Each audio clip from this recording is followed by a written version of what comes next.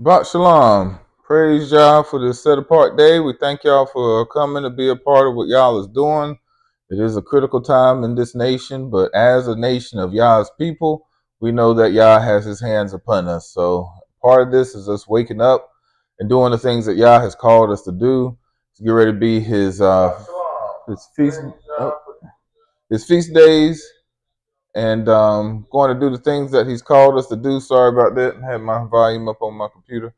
And he's going to call us to do the things. And part of this is that in gathering, what our elder Cohen Hamadichi, before he passed, he talked a lot about this in gathering, right? So these feast days are part of that.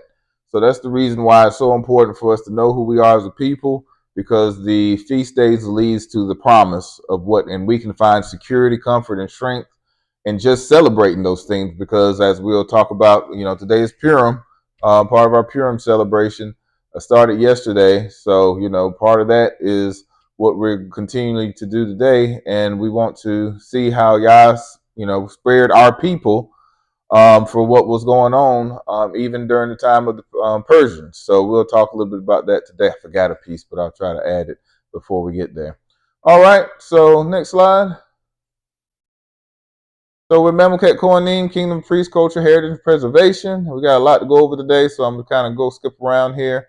But we're just trying to support and promote the culture, history, and heritage of the African Ivri or Hebrew people scattered worldwide throughout the diaspora. And we're called Kingdom of Priests because when Yah called Moses before the mountain, he said to keep my covenant, and he told us that we are his Kingdom of Priests, the Mamleket Kohanim, and our holy nation, the set apart nation. That's what you say when you say holy, a set apart nation. Hallelujah. All right, next. That's our website. We're making some changes, so you'll see some issues with it, but we're getting it up. So we have a meeting to discuss this tomorrow with the board and any volunteers. So if you're trying to volunteer and be a part of what we're trying to do, let us know, and we'll add you to the list as well. So next. As we said, those who actually are helping with monetary gifts and stuff, this is some of the ways that you can help with Cash App, or even sharing Facebook, sharing our videos, what we're trying to do to help with trying to wake up our people. So some of your family members and stuff might not understand what's going on. So try to break it down step by step, scripture by scripture, slowly, so people can share and get an understanding of what it's all about. We're talking about holidays. People are confused about why we can't celebrate certain holidays. So that's the reason why I'm taking the time to go through some of those holidays, or what holidays we should celebrate. Because sometimes people feel like you have to do nothing, just stare at a wall. But Yah has actually established his feast days, his holy days, for us to celebrate and glorify him without any conviction of being connected to the paganism of many of the least American holidays where we celebrate even now. So we also, if you're trying to reach out to us, outreach at memleketkohanim.org. Thank you for those who have spoke out or wrote out, reached out to us through email, and we have either responded. If we haven't responded, please send another message, because sometimes we get a lot of spam.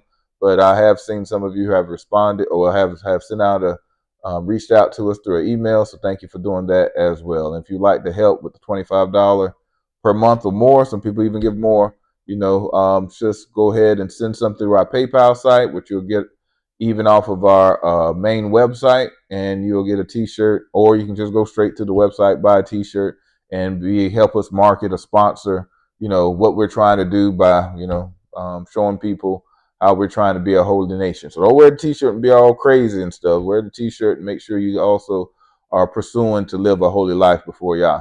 We still need more volunteers, educators, program managers, logistics, and so forth. So if you're willing to volunteer, we need you. A lot of stuff is going on, trying to help out a lot of stuff, but we only can do what Yah, with the two hands that Yah has given us. So we need more hands as well, and minds, thoughts, suggestions, ideas as well. All right, next. So our customs next. Blowing of the shofar. Let's blow the shofar.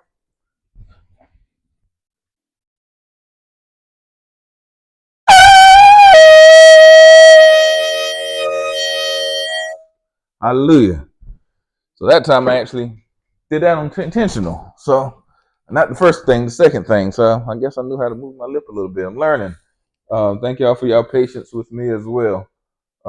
So we are moving forward in things, and it's very important to understand, the signs and symbol. My mic. The signs and symbol that Yah has given us for a purpose. So, going to shofar is one of those symbols as well. So, next. So we got the Hebrew words, or the Evrei words, because Evrei means Hebrew. So that's the reason why we got to learn our language and understand what the true Hebrew is, and not what had changed or been translated, literated into what we know today. So we might be using some of these words. So make sure you kind of understand the breakout, because this is our language, our culture, our history. And the more that we learn, the better that we are when we have to actually read some of the ancient artifacts. Hopefully we'll get somebody who can help with that. Because some of the ones that you see, Hebrew you see now is not the same as the ancient Hebrew, where they actually have artifacts. And, it'd be good for people in our community to be able to read and understand that from our own interpretations versus hearing other people interpret it for us. So next. All right, so prayer and scripture. We got a scripture coming out of Deuteronomy 30. So I think that's very important passage for us to always know. Now, I use this one very often because it talks about even prophecy of where we're going. At least now, a lot of people see where we are, but they don't see where we're going. So the Bible tells us. So Deuteronomy 30 says, "So it will be when all of these things have come upon you, the blessing and the curse which I have set before you, and you call them to mind in all the nations where Yahuwah your El has banished you, and you return to Yahuwah your El and obey him with all your heart and soul, according to all that I command you today, you and your sons. Then Yahuwah your El will restore you from captivity and have compassion on you, and will gather you again from all the peoples where Yahuwah your El has scattered you. If your outcasts are at the ends of the earth, from there Yahuwah your El will gather you. From there he will bring you back. Yahuwah your El will bring you into the land which your fathers possessed, and you shall possess it. And he will prosper you and multiply you more than your fathers. Moreover, Yahuwah your El will circumcise your heart and the hearts of your descendants to love Yahuwah your El with all your heart and with all your soul, so that you may live. Yahuwah your El will inflict all these curses on your enemies and those who hate you and who persecute you. And you shall again obey Yahuwah and observe all his commandments which I command you today. Then Yahuwah your El will prosper you abundantly in all the work of your hand, in the offspring of your body, in the offspring of your cattle, in the produce of your ground. For Yahuwah will again rejoice over you for good, just as he rejoiced over your fathers. If you obey Yahuwah your El to keep his commandments and his statutes which are written in this book of the law, if you turn to Yahuwah your El with all your heart and soul, for this commandment which I command you today is not too difficult for you, nor is it out of reach. It is not in heaven that you shall say, who will go up to the heaven for us to get it for us? Who will go up to heaven for us to get it for us and make us hear it, that we may observe it? Nor it is beyond the sea that you shall say, who will cross the sea for us to get it for us and make us hear it, that we may observe it? But the word is very near you, in your mouth, and in your hearts, that you may observe it. See, I have set before you today life and prosperity, and death and adversity. In that I command you today to love Yahuwah your El, to walk in his ways, and to keep his commandments and his statutes and his judgments, that you may live and multiply, and that Yahuwah your El may bless you in the land where you are entering to possess it. But if your heart turns away and you will not obey, but are drawn away and worship other gods or other Elohims and serve them, I desire you today that you shall surely perish. You will not prolong your days in the land where you are crossing the Jordan to enter and possess it. I call heaven and earth to witness against you today that I have set before you life and death, the blessings and the curse. So choose life in order that you may live, you and your descendants, by loving Yahuwah, your El, by obeying his voice, and by holding fast to him. For this is your life and the length of your days, that you may live in the land which Yahuwah swore to your fathers, to Abraham, Isaac and Jacob to give them. Hallelujah. Let us pray.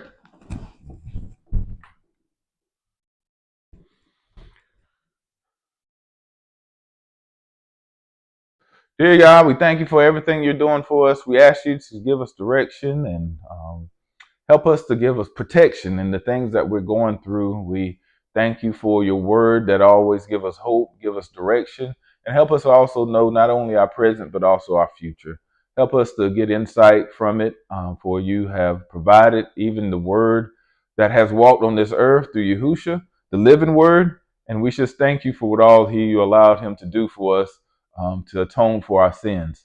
Help us to now walk and not in the ways of our fathers that rejected you, but the way that you have set before us through your Torah, through your Tanakh, through your Brit Hadashah, and helping us to understand what was done for us and what you are doing for us through Yahusha, and what you will do for us if we turn from our wicked ways and follow you, to acknowledge your commandments, to acknowledge the things that you have told us to do.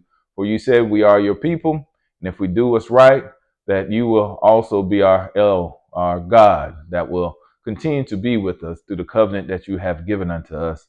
And also thank you for, open the way even for those who are Gentiles, those who don't know you, who weren't part of the natural born seed, to have that wild branch also grafted into you, to those who truly love you, that truly doing the things that you've called even us to do, that they have even a zeal to seek you, even in the state that they are. But we just thank you for all that you're doing and all that you're going to do in our lives. And even during this time of Purim, you allow us to remember, if we truly seek you in the time of our oppression, that you are a deliverer, that you will allow your hand to come in and intervene in our situation. If we mourn before you, if we seek you and do what's right according to your commandments, if we step up and be the people that you've called us to be. So help us to learn more about you, learn more about ourselves and what you have done for our people, and also have faith in the word so we know what you're going to do for us here into the future. Help us to pull away from any paganism or anything that's in our lives that's not according to your way, any sins, any, hate, any, not treating our neighbors right, our brothers and sisters right, so we can be the example that you've called us to be, not only through knowing what our bloodline is, but also through our actions that speak even louder. We thank you and we ask you to be with us as we continue to praise your name, as we continue to read your word, as we continue to learn more about what you have in store for us as your people. In Yahushua HaMashiach's name we pray. Hallelujah. Amen. Now we have a song by my wife, Mama Isha.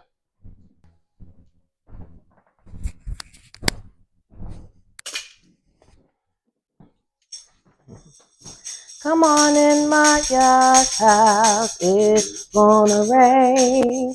Come on in my yard's house, it's gonna rain. Come on in my yard's house, it's gonna rain. Come on in my yard's house, it's gonna rain. It's gonna rain down fire. It's gonna rain down fire. It's gonna rain down fire. It's gonna rain down fire. It's gonna rain.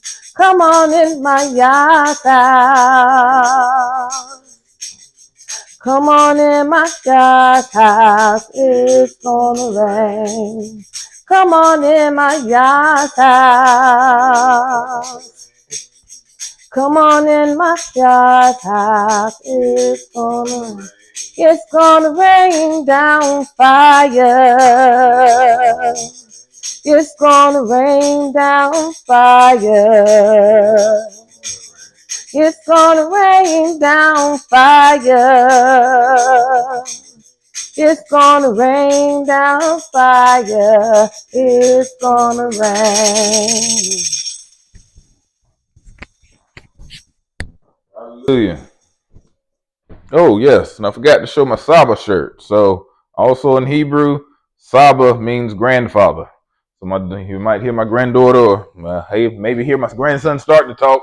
You might hear them call me Saba, but that's what it means. It means grandfather. So, trying to incorporate the language that we're learning as well for the next generation. So, like I said, it's important for us to be able to incorporate those things in what we're doing because it's our culture, right? So, we need to teach our children, even if it's one or two words, and hopefully those things will build into something even greater as they continue to pass it on from one generation to the next. All right. So next, so we do have Passover coming over. So as I said, let me see, make sure I have the right dates on this one. Yes, April the 12th at 6:30. So that's when Passover is that night, and we'll continue on the next day for April 13th for unleavened bread. So that's the first day of unleavened bread, where actually the first day of unleavened bread is what Yah requires for us to do a holy convocation. And the 12th is the Passover meal, usually done with your family or those who are close to you. But, we're opening up for anyone for the first 30 people that sign up. We're trying to have it available for you for all the donations and stuff. So this is where some of the donation actually goes for us to be able to celebrate as a people and build up the culture that Yah has given us. And we can see that there's the day of remembrance in Exodus 12, and his day of remembrance is talking about Yahusha. He also was the Passover lamb. So it's two parts for us, being that we are Messianic. So we believe in what has happened, what Yah has given us as a sign, as a covenant, even through the Shabbat and the Passover. He told us to continue to do this forever. And, we can see why he told us to do that through what Yahusha died as the Passover to cover our sins, to remove our sins through what he actually did for us. So we actually ask for any male that's coming to bring an offering, and you can bring it in a white envelope. So make sure you put your name on it, because we, still want to give people credit for, end of the year statements and stuff. So when we don't need to know, everybody don't need to know what you put on the envelope, just the people that's going to be counting, which is probably me and my wife. So, or the treasurer, she actually is able to the CFO. So we have people established. So, if she's there, she'll be able to count the money, because I don't like touching everything with money and stuff. But if I have to, I will. But bring bottled waters. We talk about cases if you can, because what we do is, as we, have these feast days, you can bring bottled water, and that will help us to be ready for other future events, or even like Sukkot. When we're camping out, we always need a lot of bottles of water for the people that come and spend the night, overnight camping, for us to. So please, if you want to bring something to help, you can bring bottled water. Also, on unleavened bread, I didn't put this up there. Always we try to bring canned goods and stuff for those who are needing food. So, if you're interested in doing that, we're also trying to, yesterday with Purim, trying to build a relationship with the Boys and Girls Club here locally to see what needs our people have out in the community, because Purim, you're supposed to go out and serve. So, we want to continue to allow it to be used to serve in those capacities all throughout the year, not just during one day, for we are accountable for our people also, especially it's the teen center that I reached out to. So how people are with teenagers, they kind of pull their hands. Little kids, they seem to help more, but when they become teenagers, they're kind of on their own. So, they might ask for, there might be some opportunities if you want to provide some clothing or something for the children, or something that they need. I told the counselor there, if there's something that they need, to send us a list, and, our people will step up to the plate to do the things that Yah has called us to do. And we ask people to dress in white. And if you don't have white, please don't think it's the end of the world. We just want to make sure, because Yah said, people came before them, and cleaned themselves, purified. So that's a symbol of cleaning and self-purification. But if you don't have it, just your best dress. So if you have some African attire, if you have whatever, if you just have a white T-shirt and some white pants, if you have a white T-shirt, bring some jeans, whatever Yah has, whatever your best dress is, and whatever Yah has allowed you to. Some people don't have the money. Sometimes people have money, and we want to make sure, if you have the money, just go buy a white T-shirt, buy a dress shirt and some white slacks or something, a white skirt or something. It's right around Easter time, so there's a lot of stuff out there. But if you don't have the means, we totally understand. It's not trying to embarrass nobody, for Yah will be critical of us when we try to embarrass people for what they don't have. And maybe that would be somebody who can actually donate for you if you need it as well. So we want to make sure we watch over our people too. So please register by the end of this month so we can get a sure head count. I think we already have about 12 or 13 people, and my family hasn't even signed up, so we got at least 5 or close to 7 people that might come just from my family. So that's already hitting around 20, and then some of my other extended family, I think they're going to sign up, and I know a few of them too. So don't wait till the last minute, because just like with some of the other events, once we have it, I'm just going to close it. That way we're not wasting food, or we'll know exactly, we can prepare and won't be an overburden for people. So only thing you have to do is sign up, and we just ask for a $5 donation if you're 16 and above, right? So 16 and above, we just ask for a $5 donation.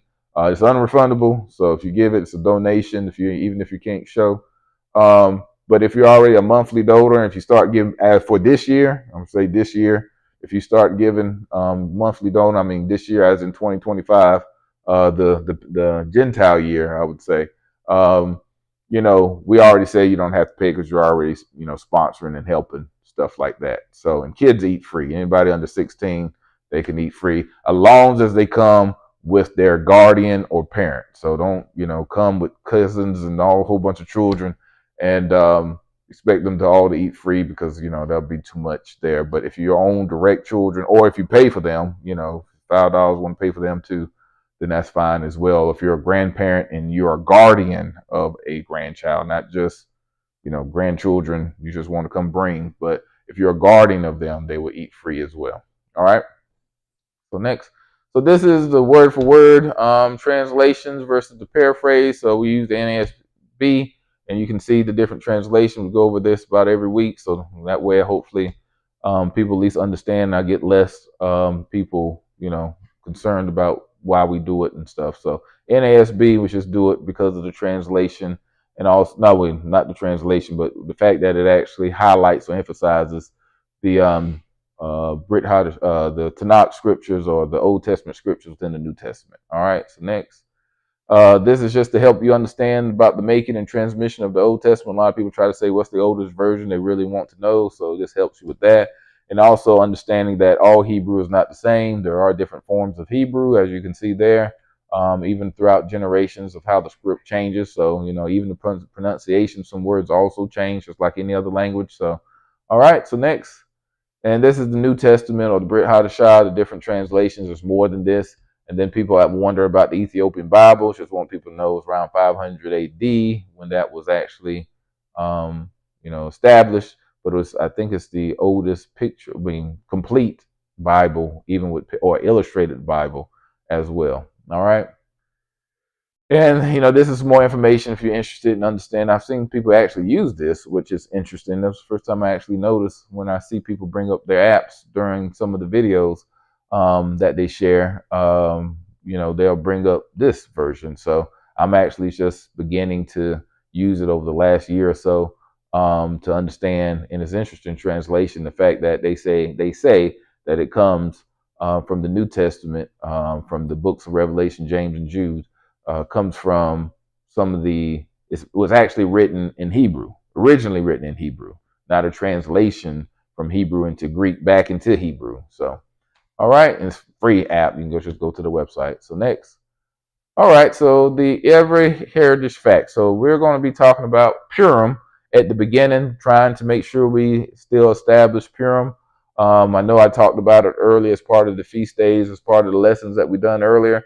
But this is going in a little bit more detail to make sure that it's a memorial, and there's a reason for the memorial, for memory of how Yah provided for our people and will continue to provide for us if we seek Him. But there's also a part of our history from a bloodline history as well that is important to understand who the Persians are, the Middle Easterns, right? How did the Middle Easterns get established? What do they look like? And how did that help us to know who we are as a people, as being the children of Israel also? So there's some connections to African Americans. I'm not just talking about Africans or a particular group that's black in the Middle East. No, I'm talking specifically right now to African Americans and those who descend. We came from West Africa. So, you know, people in the Caribbean, I'm talking to you, people in Britain, talking to you, people that all came from that West Africa that we're connected to as well, I'm talking to you. So, you know, all those people that's connected as part of that, especially a part of the slave trade, and there are some other groups as well. So that's still connected to our bloodline. So, you know, all those people, they say they migrated from the Middle East, and some of them even say from Israel, and or they'll say near Yemen or the Jordan. But all of us got the same bloodline, so we had to all come from the same area as well. All right. So once again, the fair use, we want to make sure we do stuff. This is not our stuff. You know, we're just using it for the purpose of criticism, comment, news reporting, teaching, scholarship, and research. So this is exactly what we're trying to do. This is not um, our material. So we're not. Hopefully, we're not trying to take credit for it or mess up any laws or copyrights. And these are not our views. So I pulled this off of just random YouTube pages. I don't know who the people are in some instances. I do know who some are in others, which I would say the ones, you know, so it's going to be eye opening even for some of the people that's listening to see where some of this stuff is coming from. But it's not our views and our position from Memleket Kornim or its affiliates. So just want to make sure I bring that up as well. So next. So this is actually a Persian man, and this is the site I found it on. I don't know much about Darren Wilson, but thank you for putting it out there. And he's going to talk about black people are the Israelites, right? He's from Persia, so he's going to connect some stuff for us as well. I think we showed this before from another site, but it was only a cut of it. This is the longer version. You'll see his face multiple times as well. You think we should go over all of them so you don't have to go back and forth, or you want to go back and forth? Okay, that's fine. That's whatever's best for you.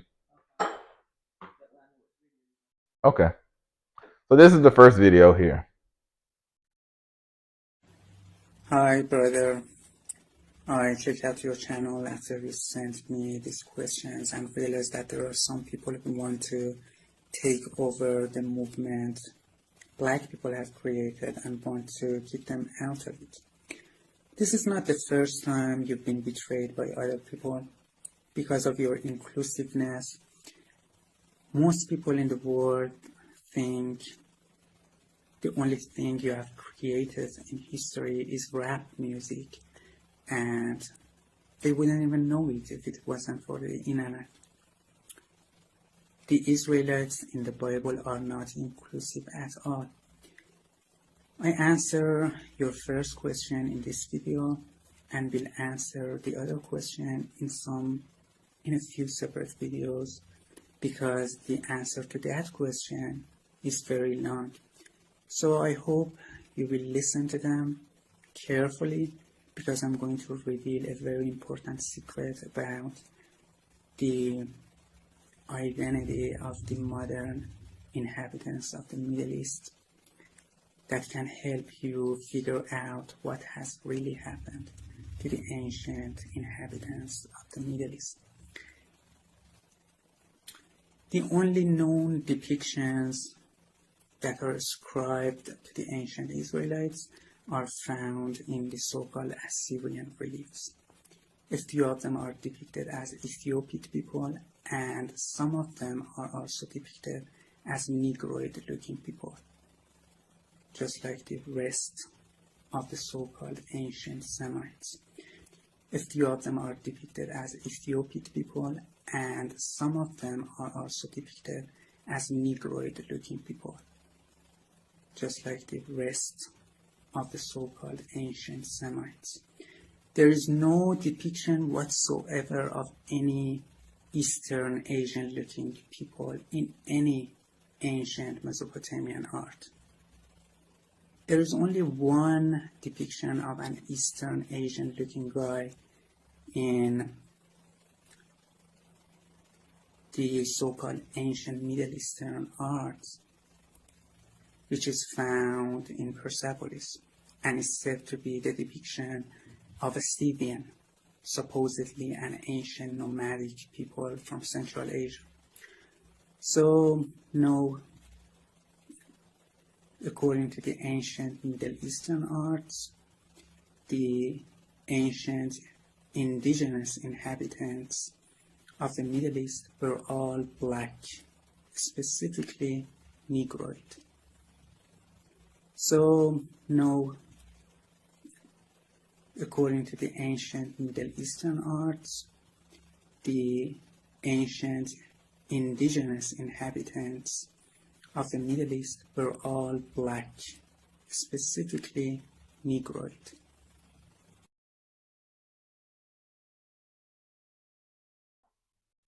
All right, so he's basically responding to somebody's question. I wish I knew the whole video. I'm trying to find it. So if you know what that whole video is, he's in multiple of these videos where he's trying to reach out to our community to tell us what he's Iranian and he's trying to tell us what the Persians look like. And he says it's important because of the connection back to the Israelites, right? And so we're going to show some more of this. And I don't know if this is him. Sounds like his voice, so I don't know if this is a continuation of this or not, but he'll start showing more of the facts and features, and start showing some of the evidence through artifacts and stuff as well. So it's very important. The Elamites and the Persians, some people connect them together as the same people. I think there was a division, then they came together, one defeated the other. But this is all during the time when Babylon was took the son Judah, right? Nebuchadnezzar came to Judah, Babylon. Then Babylonians were defeated as well by the Medes, Persians, and then they end up having the story of we call Hadassah, but people say Queen Esther. And after that they come back and build the second temple. So it's important to understand what these people look like, right? These are the people that defeated the Babylonians and the Medes and pulled them in, and now you start talking about King Darius, the book of Daniel, right? All this stuff is connected to the Bible. So these are the people they're not depicted in the right way that we see on movies. If we look at movies, you're like, oh, wait a minute, this is not the right people. But no, these are the right people, and the movies are wrong. So here's the second one here, and you might need to fast forward the beginning part if you didn't already. It talks about the copyright or something. Yeah, all that. That's good. Enjoy the video. Don't forget to like the video and subscribe to our channel. Hit that notification button to be notified when we upload a new video. Want to talk about the ancient Persians to see who they were. First off, I'm from Iran, and the maternal language of my both grandparents and so my parents is Farsi, the only official language in Iran.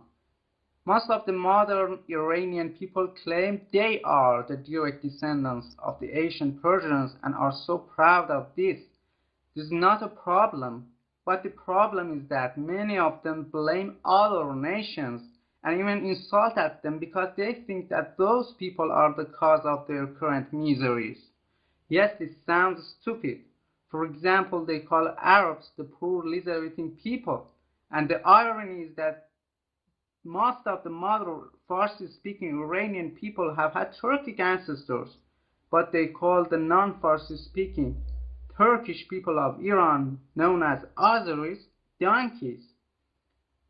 Now the question is, are the modern Iranian people descended from the ancient Persians, and are these people the direct descendants of that people? To answer this question, there is no choice but to review the real remnants of the ancient Persians, because the written history is controversial. Note that there is no real color picture from the ancient Persians for obvious reasons, but there are few paintings that are claimed to be depicting the ancient Persians. One of those paintings is the so-called Alexander mosaic. This mosaic is believed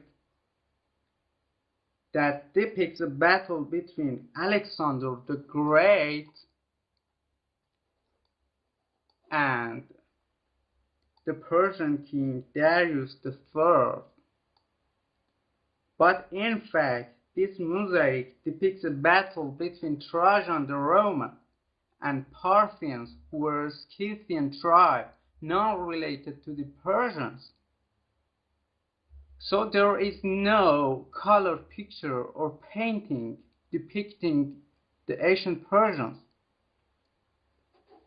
If you look at the Persepolis walls and their reliefs, you will find out that the ancient Persia was a multicultural and multi-ethnical empire. There are many different people depicted on those walls, from top naked to face covered, from curly haired to fair haired.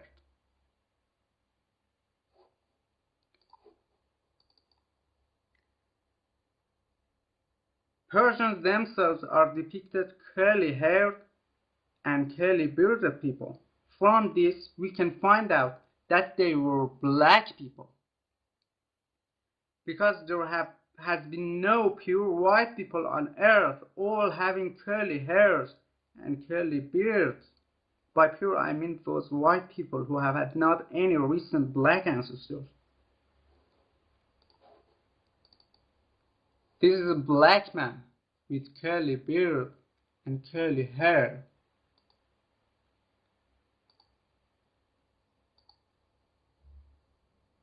These black men all are curly hair.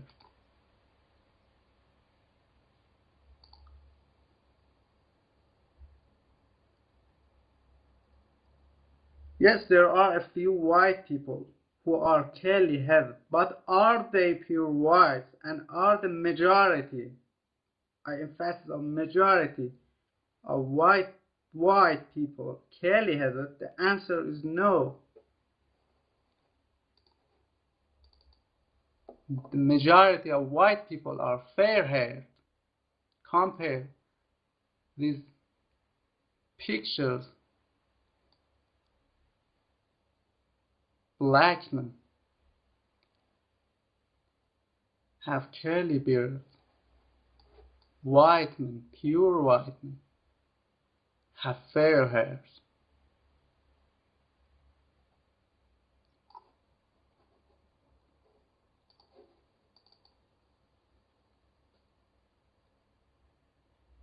So the ancient Persians were black. I prove this claim using the painted reliefs from Darius' palace at Susa, now kept in France.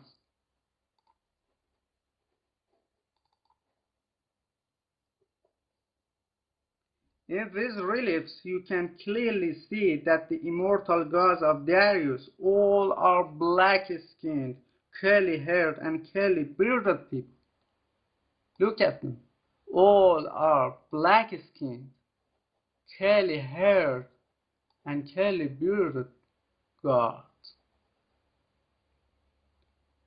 Some people may claim that those gods are not Persians but Elamites. I have two answers to this stupid claim. First off, even the most stupid king would never choose his best warriors and guards from the people who have already been subdued and defeated by his own people. This is crazy. They would riot against or betray him. The second, there is no difference between the facial features and even the clothes of the immortal gods and those non-color Persians in the Persepolis reliefs.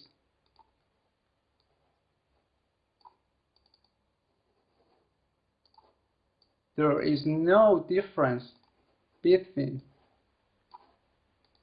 these people.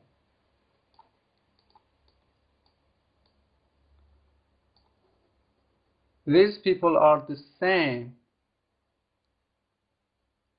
They all have the curly hairs and curly beard.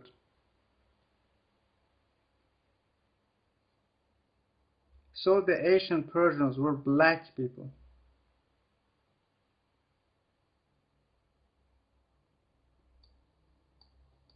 So these immortal gods who are black people were Persians and are Persians in this picture.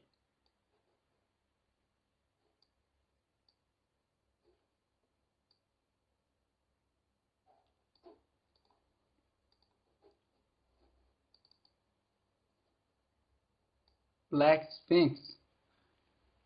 Some others may say that the majority of modern Iranian people speak Farsi, that's an Indo-European language, and most of them are not dark-skinned, so the Asian Persians are not black.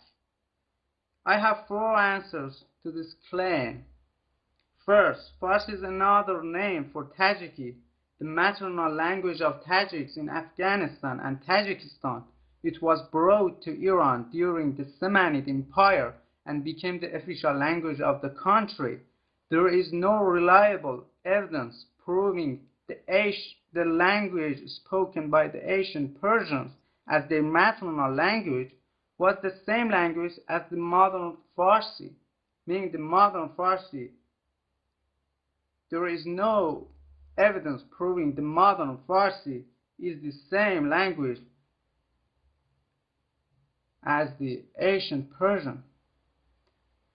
The second, many of the modern Farsi-speaking Iranian people, as I said before, have had Turkic ancestors.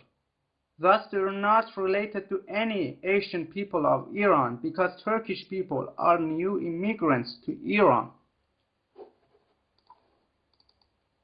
The third, there are many black people all around the world whose their maternal language are Indo-Europeans. Are they white-skinned people just because their maternal language are Indo-Europeans? The fourth, what does prove that the first Indo-European language was created and developed among white people? Some authors claim that the ancient Persians called themselves Aryans, so they were white people. There are some scholars and historians in Iran that strongly believe those so-called ancient Persian inscriptions are in fact new forgeries made by some Nazi-inspired white historians in order to make a fake history for Iranians,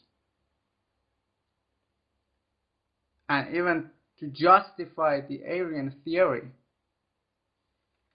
Even if they are not forgeries, what does prove that the Aryan words in those inscriptions refer to some special white people? Accept the truth that is before your eyes. The ancient Persians were black people. They were not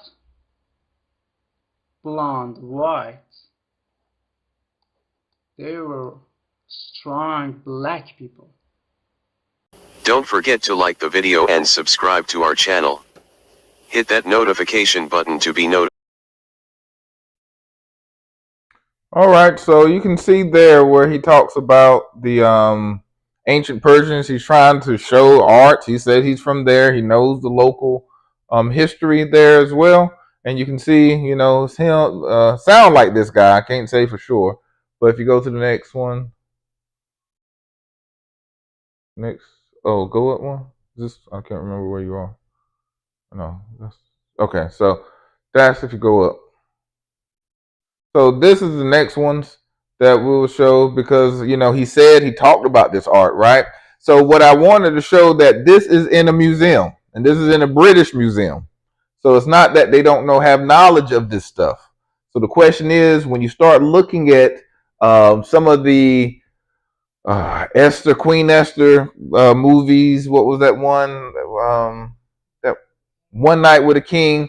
When they show the depiction of these things, why don't they show it in the same light as the Iranians know it as, and what's actually displayed on the palace of the Iranians or the Elamites or the Persians, ancient Persians, have displayed themselves as? So we'll show either one. Now I can talk through this because you don't have to show the volume. So you go ahead and play it. So here you can actually see, you know, it's a quick video. So, you know, look right here on the sides. Like you see on the side, what you see black warriors, right? So that's the pictures that he's saying. So it's all over the place. It's not like this is something that's hidden. If you go to the museum, you're going to see these black ancient Persian warriors that was during the time of the Bible.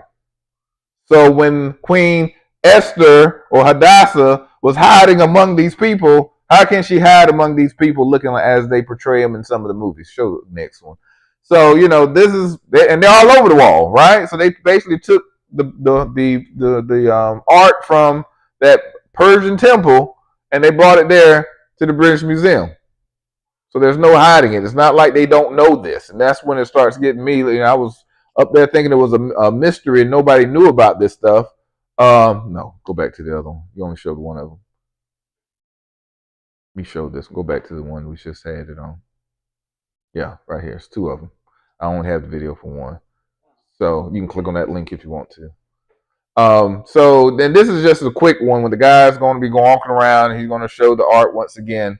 And so just to show that, you know, these are people, I don't even know who these people are, but they're actually touring these places and they're showing this stuff. So, you know, there's no like, hey, that's some Photoshop, that's something that you made with AI, you can play it.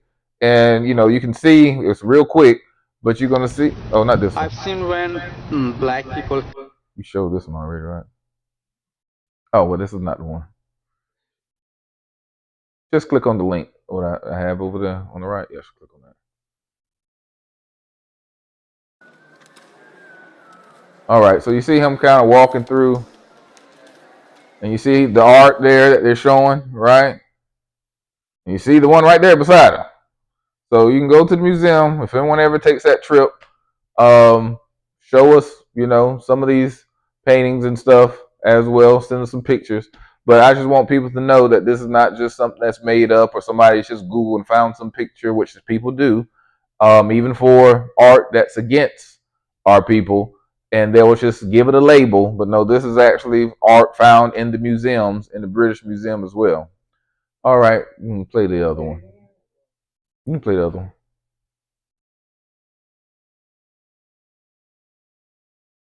So this is the same guy, and he's without the beard, or I don't know if we should even show the beard. I'm sorry, but you can see him still advocating for people to actually know what was going on during that time. I think this is the one we showed before, but this is a longer one where he's talking about the Middle East and people there and how they were black as well. All right, and this is important because I'm gonna show you a Christian video where they're gonna say, "Oh, now we know we did some genealogy and now we know what the people look like," but they've been known this stuff. So this is not something that's old. So why is there deception about some of this stuff? All right. So next.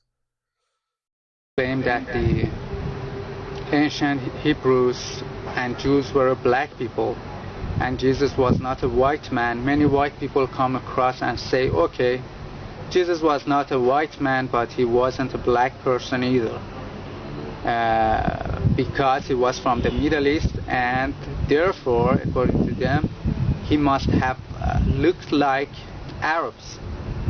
But this is a fallacy. Just because the modern population of a region looks like X doesn't mean that the ancient inhabitants of that region looked also like X. For example, look at Australia. Are white Australians descended from the ancient Aborigines? Or are white Mexicans descended from the ancient Mayans? Of course not. The Middle East is the most melting pot region of the world. There are black, white, brown, Indian-looking and Mongoloid-looking people in this region, all of whom claim to be native and indigenous to this region. And for example, in Arabs, there are black, white, and mixed, the so-called brown Arabs, all of whom claim to be the real Arabs. But which of them is the real Arab? The black one, the white one, or the brown one? The same goes for Iran. There are many different ethnic groups in Iran. There are Mongoloid-looking Turkmens, there are Indian looking Baluch, there are native blacks, there are white looking Turks, there are mixed looking Kurds and Lurs. Which of them is the true Iranian? And unlike what the believers of the Indo-European hoax claim, the white-looking people in this region are not descended from the ancient mythical Indo-Europeans. These people are mostly Turks or descended from Turks. For example, here in Iran, up to 40% of people are Turks, and I don't know how many of them are descended from Turks, meaning are related to Turks. And the most white-looking people of Iran are mostly Turks, but there are also Russian, Georgian, and Armenian people too living in this region. And that we all know that Turks are not an indigenous people to this region. They came from southern Russia and the Central Asia in recent centuries, and they cannot be an indigenous people to this region. The ancient inhabitants of the ancient peoples of the Middle East were all different types of black people, different groups of black people. Assyrians were a black people, Persians were a black people, Elamites were a black people, and Arabs, yes, were a black people. That's why you see Assyrians have depicted themselves with curly hair, curly beard, and dreadlocks. That's why you see Persians have depicted themselves with curly hair and curly beard. And even there are many wall paintings found in Susa in which Persians have depicted themselves with black skin, have painted themselves with black skin. So therefore Persians were black people, not a so-called Indo-European.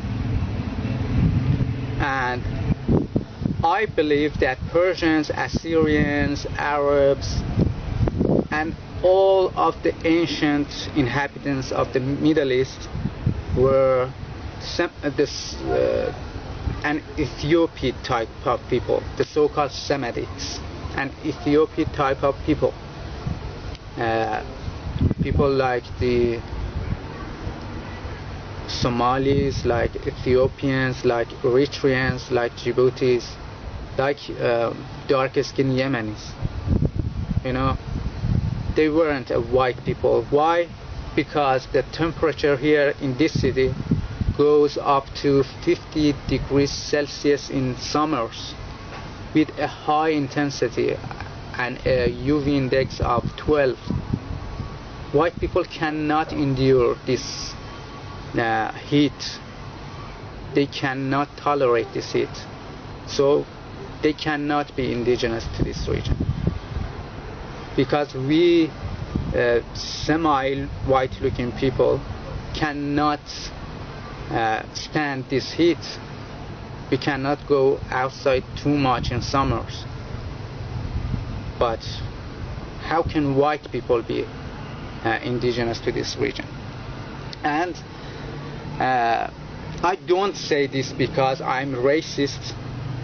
As you can see, I'm not a black person, and I look mostly like whites than blacks. I just want to tell the truth that the ancient inhabitants of these regions, from Babylonians, Assyrians, Elamites, Persians, Jews, were all black. No way I forget what you done.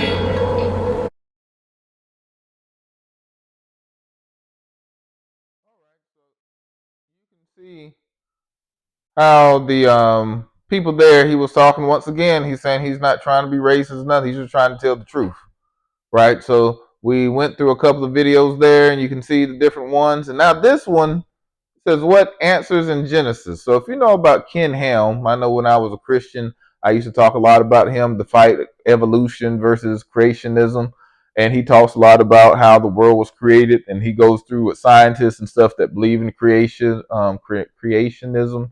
And here I found it interesting where he has an interview with a genealogist or anthropologist, where he talks about how this info about ancient Persians may shock you, right? So now they're saying, "Oh, yeah, there's no really black." You'll hear them talk. We're not gonna play the whole thing, but you hear them start talking about black and white and how there's not truly a white. Everybody's brown, so they're kind of mixing in the people together, and it's like, oh no, and they act like, when was this video?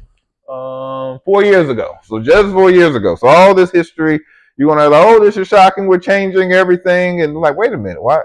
Like, how long has that museum in Britain has been around?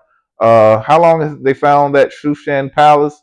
So why is this like new information? But now they're like getting to a point with the internet. I feel like this is me with the internet, with all the information that's coming out, that now you're starting to have to come up with some explanation for this. And now they're like, oh, we got to recreate everything. Oh, he's so smart. He was able to find out through genetics and DNA. And like, wait a minute, this is something that should have been known to start with, right? For years. And black people have been saying this for years. It shows y'all how even slaves, when they came out, or even like black churches, used to teach this stuff. So it's like, but then there are people like, oh, they don't know what they're talking about. But now we see people are saying it, getting paid money, doing all kind of YouTube videos. How many people he had up there that liked it or something? Didn't see.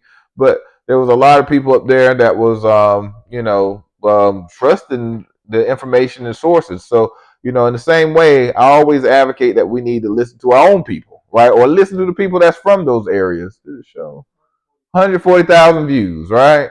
That people looked at this, and he's going to talk about it, but he's not going to go in deep into it. So we're not going to show the whole thing, but you just listen to the conversation, because then he's going to even talk about how Europe might have been black to start with, and then something changed. So you'll start hearing, and this is from, they're big time people, right? This is not just some small kind of group that's just on the off. No, these are people that actually established, Noah's Ark Museum down in Kentucky, I think.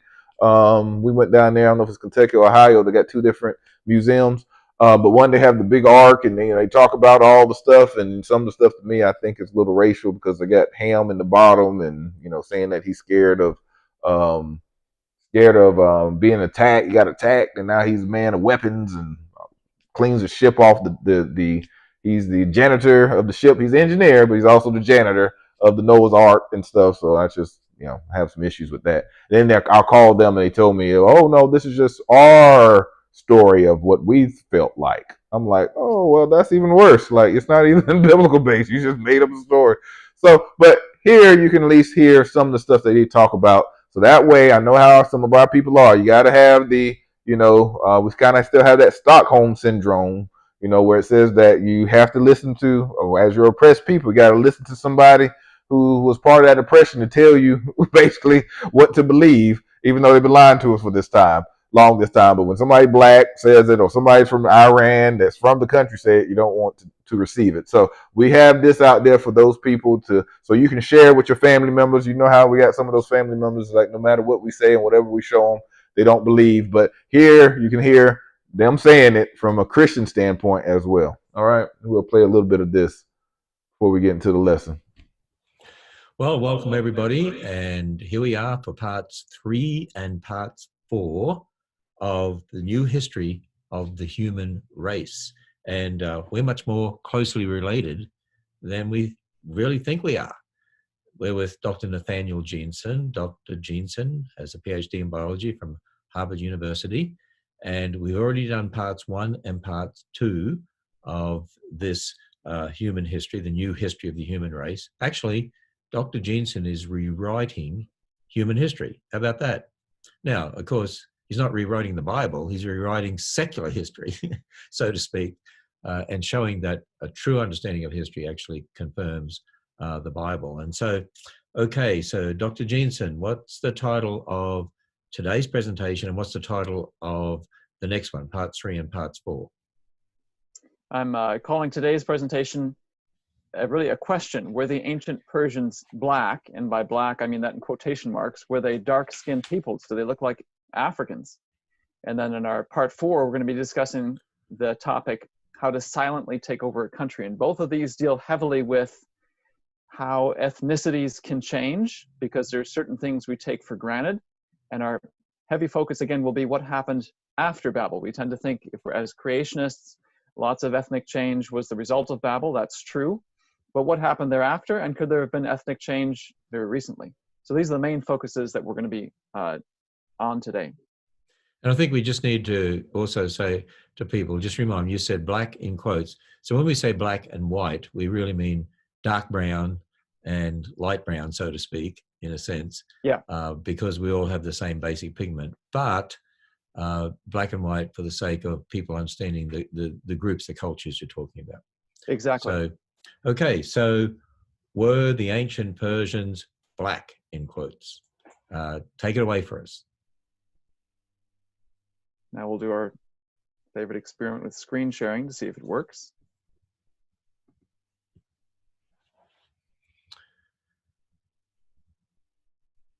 Okay. New history of the human race, stuff you won't find anywhere else except here. So we hope you'll join us for each of these episodes. We've got many planned. The big question we're trying to focus on is the question of who we came from. What are the relationships among the people groups that we see today, that we often think of as different, separate, hard to be connected to because their practices and cultures are so different? But we know from the Bible there's a lot of connections among us. And now with genetics, we can drill down to the step-by-step genealogical connections between us. And this allows us not only to look at present-day peoples, but to go back in history and say, what is the relationship between the ancient Persians and, let's say, the modern people of Iran, or the ancient pharaohs and modern Egyptians? Could any of these people be in our family tree? Who do we come from? We've mentioned last week some of the shocking things we'll be discovering are that so-called black white people exist. And again, I put that in quotes because we're all various shades of brown.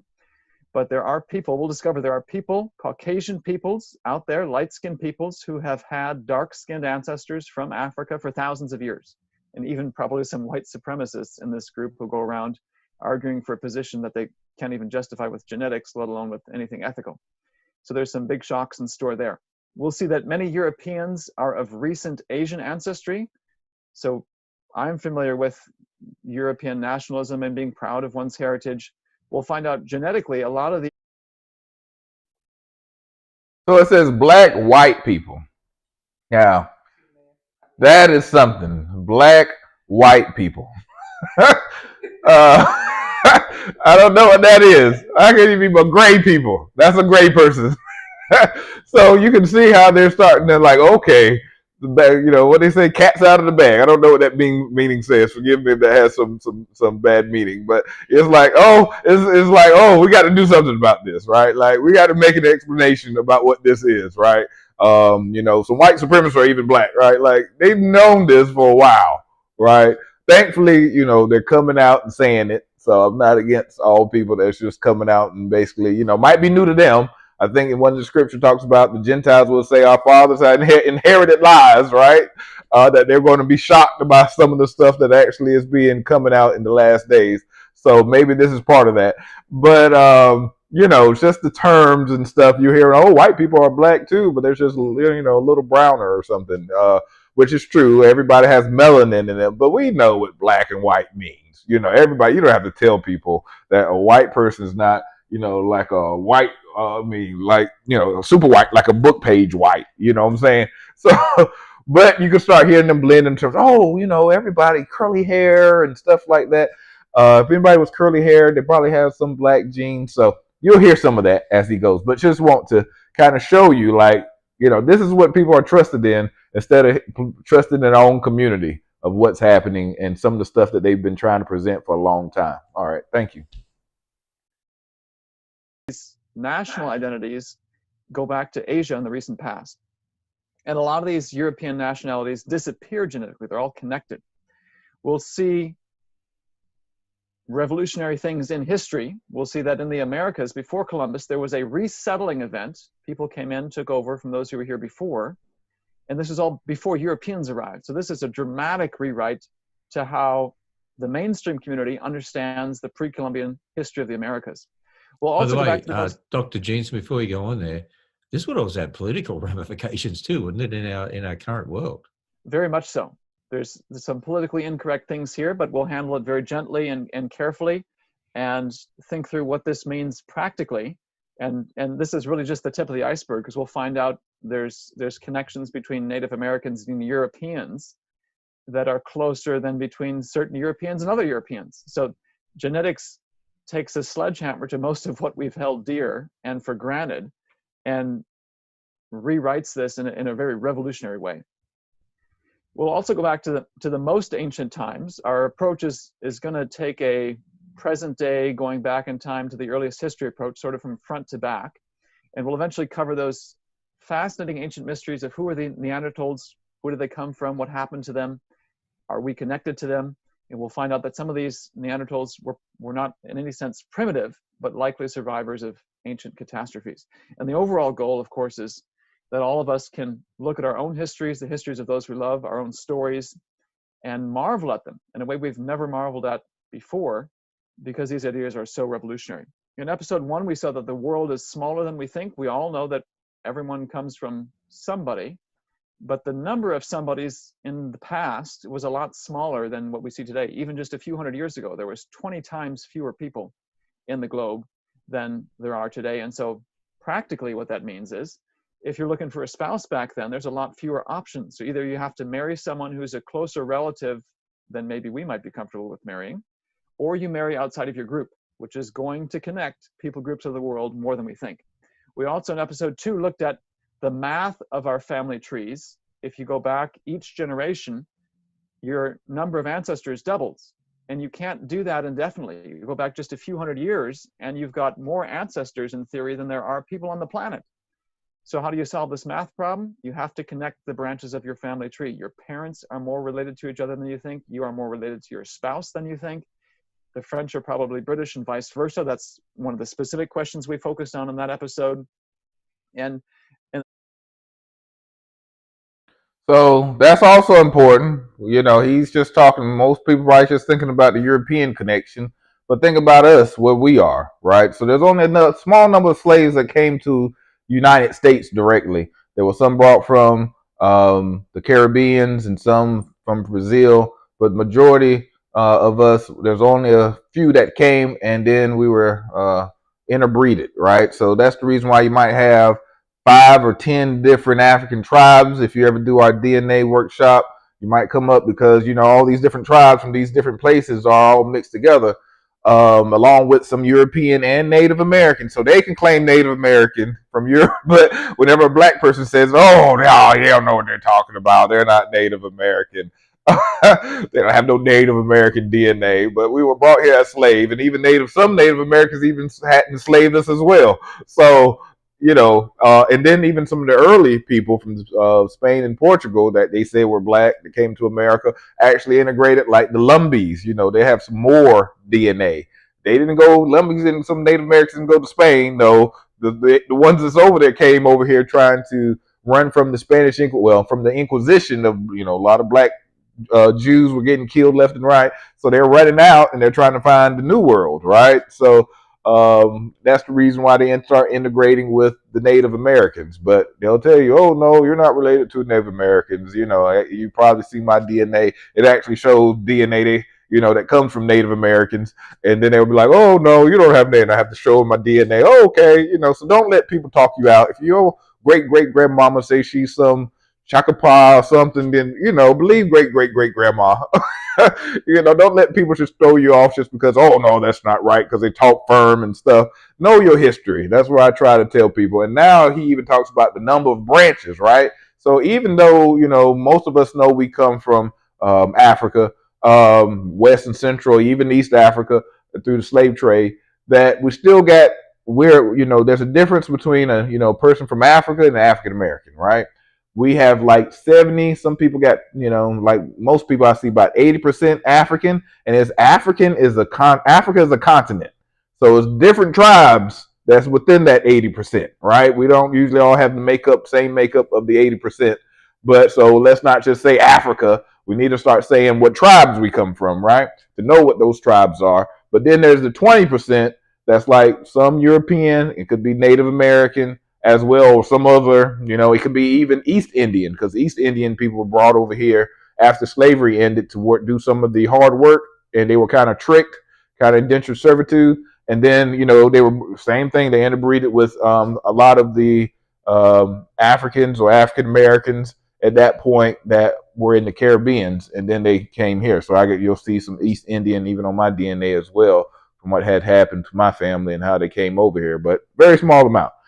But so don't let people talk. It's very important to understand, just because you have a lot of African branches doesn't mean you might not have any others. And even the African tribes, some of them talk about migrating from the Middle East. So they're trying to rewrite stuff, but then they're trying to tell Israelites, you don't know what you're talking about. That's crazy. Like, you should see some of the hypocrisy there. So, all right, thank you. Our next two episodes, we're going to look through some of the implications of this. We ended that episode saying this seems to imply that there's a lot more connections among very different ethnic groups than we think. It almost implies that ethnicities have changed in the recent past, that Africans are now Europeans, or Europeans Africans, or something along those lines. So to explore this in more depth, what we want to consider today is the question of, were the ancient Persians black or dark skinned? Were they dark brown? We have carvings from the modern day Iranian area and Middle East. Here's one of the carvings. You can see their nose shape, eye shape, the type of hair they have. Doesn't really tell you the skin tone per se. And there's questions you can ask, such as, is that curly hair cosmetic, or is that curly hair genetic? Is that due to some sort of African influence? If you're like me, you tend to assume, well, to figure out what the ancients look like, you just look at their modern descendants. For example, the modern Iranians. What do modern Iranians look like? Here's an image that I find fascinating, because this is one we got from Getty Images, and it says this, in this image, there is a Iranian tour guide and a Western tourist. And I'm curious how many of our viewers can figure out which one is which. My wife pointed out that if you can see in the lower left part of the screen, there's a bag with sunglasses, so obviously things that tourists take with them. But who does it belong to? Look at the features of these two ladies. There isn't that much that distinguishes them, and quite frankly, I don't know which is which, and that's the point. These two ladies have very similar ethnic features. Modern Iranians have strong resemblance to European peoples, especially the European peoples of the Mediterranean, Spanish, Italians, Greek, and so forth. Well, the ancient Persian Empire, when it reached one of its greatest extents, covered not only modern Iran. You can see in the east there it touches India. You can see that it stretches through the Middle East, modern Iraq, Israel, Turkey. It even goes into southern Europe there, the Balkan Peninsula with Greece. You can see it touches North Africa and Egypt. So if it touches North Africa, is there a chance there was African influence? Could they have come from Africans? Could they have looked very different from the modern Iranians? Is there a disconnect there? To answer that big picture historical question, I'm going to bring it home and think about the ancestry of my own wife. She's obviously pale-skinned, she'll say, light brown. Her parents are light-skinned like she, Caucasian. Okay, so I'm gonna stop it there, but you can hear how he's talking about her curly hair. Basically, he's going to talk about how she probably had some African descent somewhere to actually have the curly hair. But you can see how the kingdom, right? If you saw how he brought out the Persian kingdom, that was, I think, the more more recent one. But the Bible talks about the Babylonian kingdom as well, right? I mean, that's the ancient kingdom. You had the Turks in the Ottoman Empire. They were more like Asian, European, and they came and took over, and that's the reason why a lot of them are light now. What he talks about, the taking over of a place, just like in America, Native Americans were here, and then Europeans came and wiped them out and basically took. So that's the same thing that happened even in the Middle East. But these are professionals, and they just 4 years ago it's like, oh, this is revolutionary. When you have other people that's been talking about this and looking at the paintings and telling people this, and a lot of that stuff has been whitewashed. Even they put Clorox on some of the paintings too to try to tone down some of the color. mixing up ancient artifacts and stuff like that to prove some of the history, like saying Egypt is white. At one time, yes, the Greeks actually came in and took over, but before that period, or even during the period, the people were still the same color. The natives, right? So just like Native Americans here, they're Native American. You can see a big difference between what they look like and the average American that's white or American that's black. You can see there's some differences there, right? And then it's funny how he says black. What did he say? Black, dark brown, and some other black, white, yeah, stuff like that. Like right now, we know what black is. They'll call me black. I got some cousins that's darker than me. I got some cousins that's lighter than me, but they all call us black, right? You got the very high yellow black. You got the very dark black. But now, when you start talking about the Middle East, you got to come up with some new term, darker brown or something. I don't know, black, white, to come up with those terminologies now, because they're trying to separate it from us, but really it's the same, right? So we have to be careful, because we know that Babylon, right, the Tower of Babel, that's right when Noah and them gets off the boat, right? Nimrod comes up. Nimrod is a Cushite. He descends from Cush. Cushite means black, right? And he's the one that actually found Uruk or Iraq, in the Middle East, right? And his kingdom actually spreads all the way through. So then we even start talking about, in some of the books, you start hearing some of the extra biblical books, you hear about how Abraham, right, it was in the city of Ur, and you start looking at some of the artifacts and stuff in that area. It looks like this, and he actually has some encounter with Nimrod, right? So it's very interesting, that Nimrod is not the face of the Middle East, right? He's a black man. But they try to change his face when it comes to the Middle East, because they've known this since biblical times. So we just got to be aware. So going to the our lesson. This is some of the lesson, but since it's Purim, we got to talk about Purim before we go into. Oh, what was the other video? I'm sorry.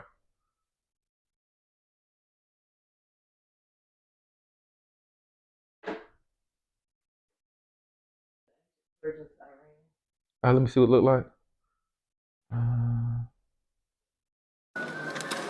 Oh, this is the same thing. Yeah, that's the one we showed earlier. Thank you.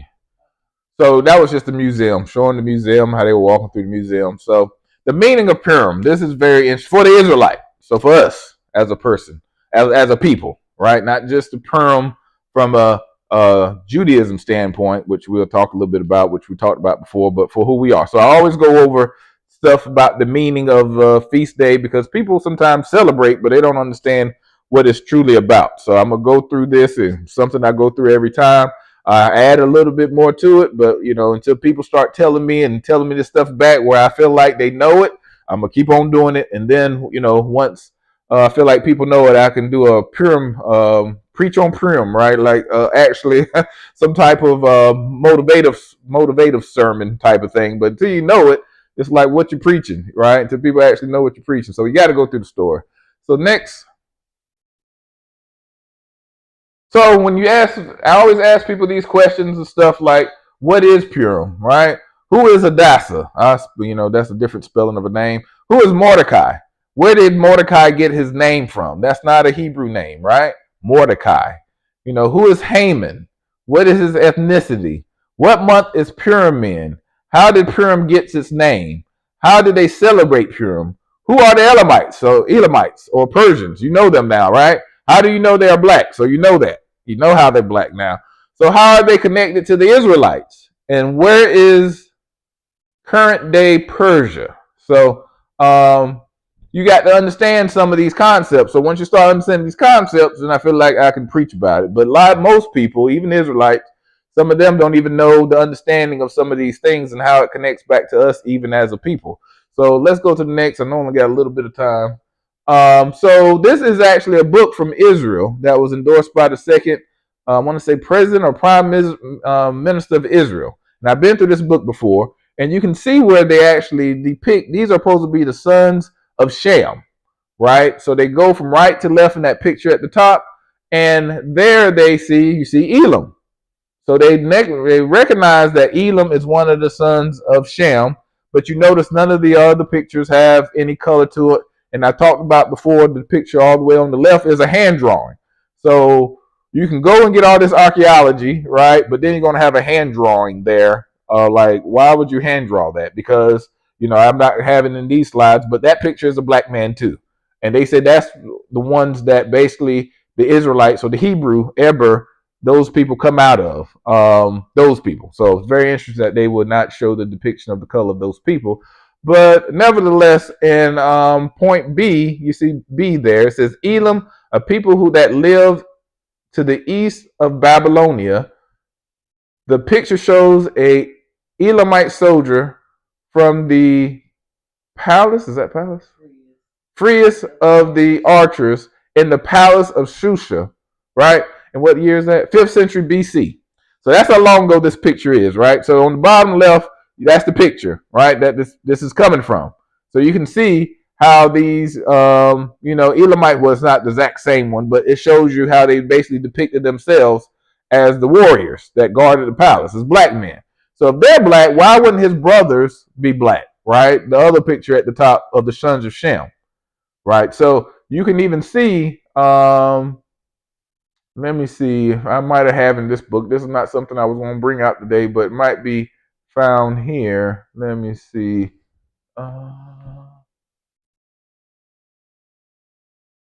No, it's not up here.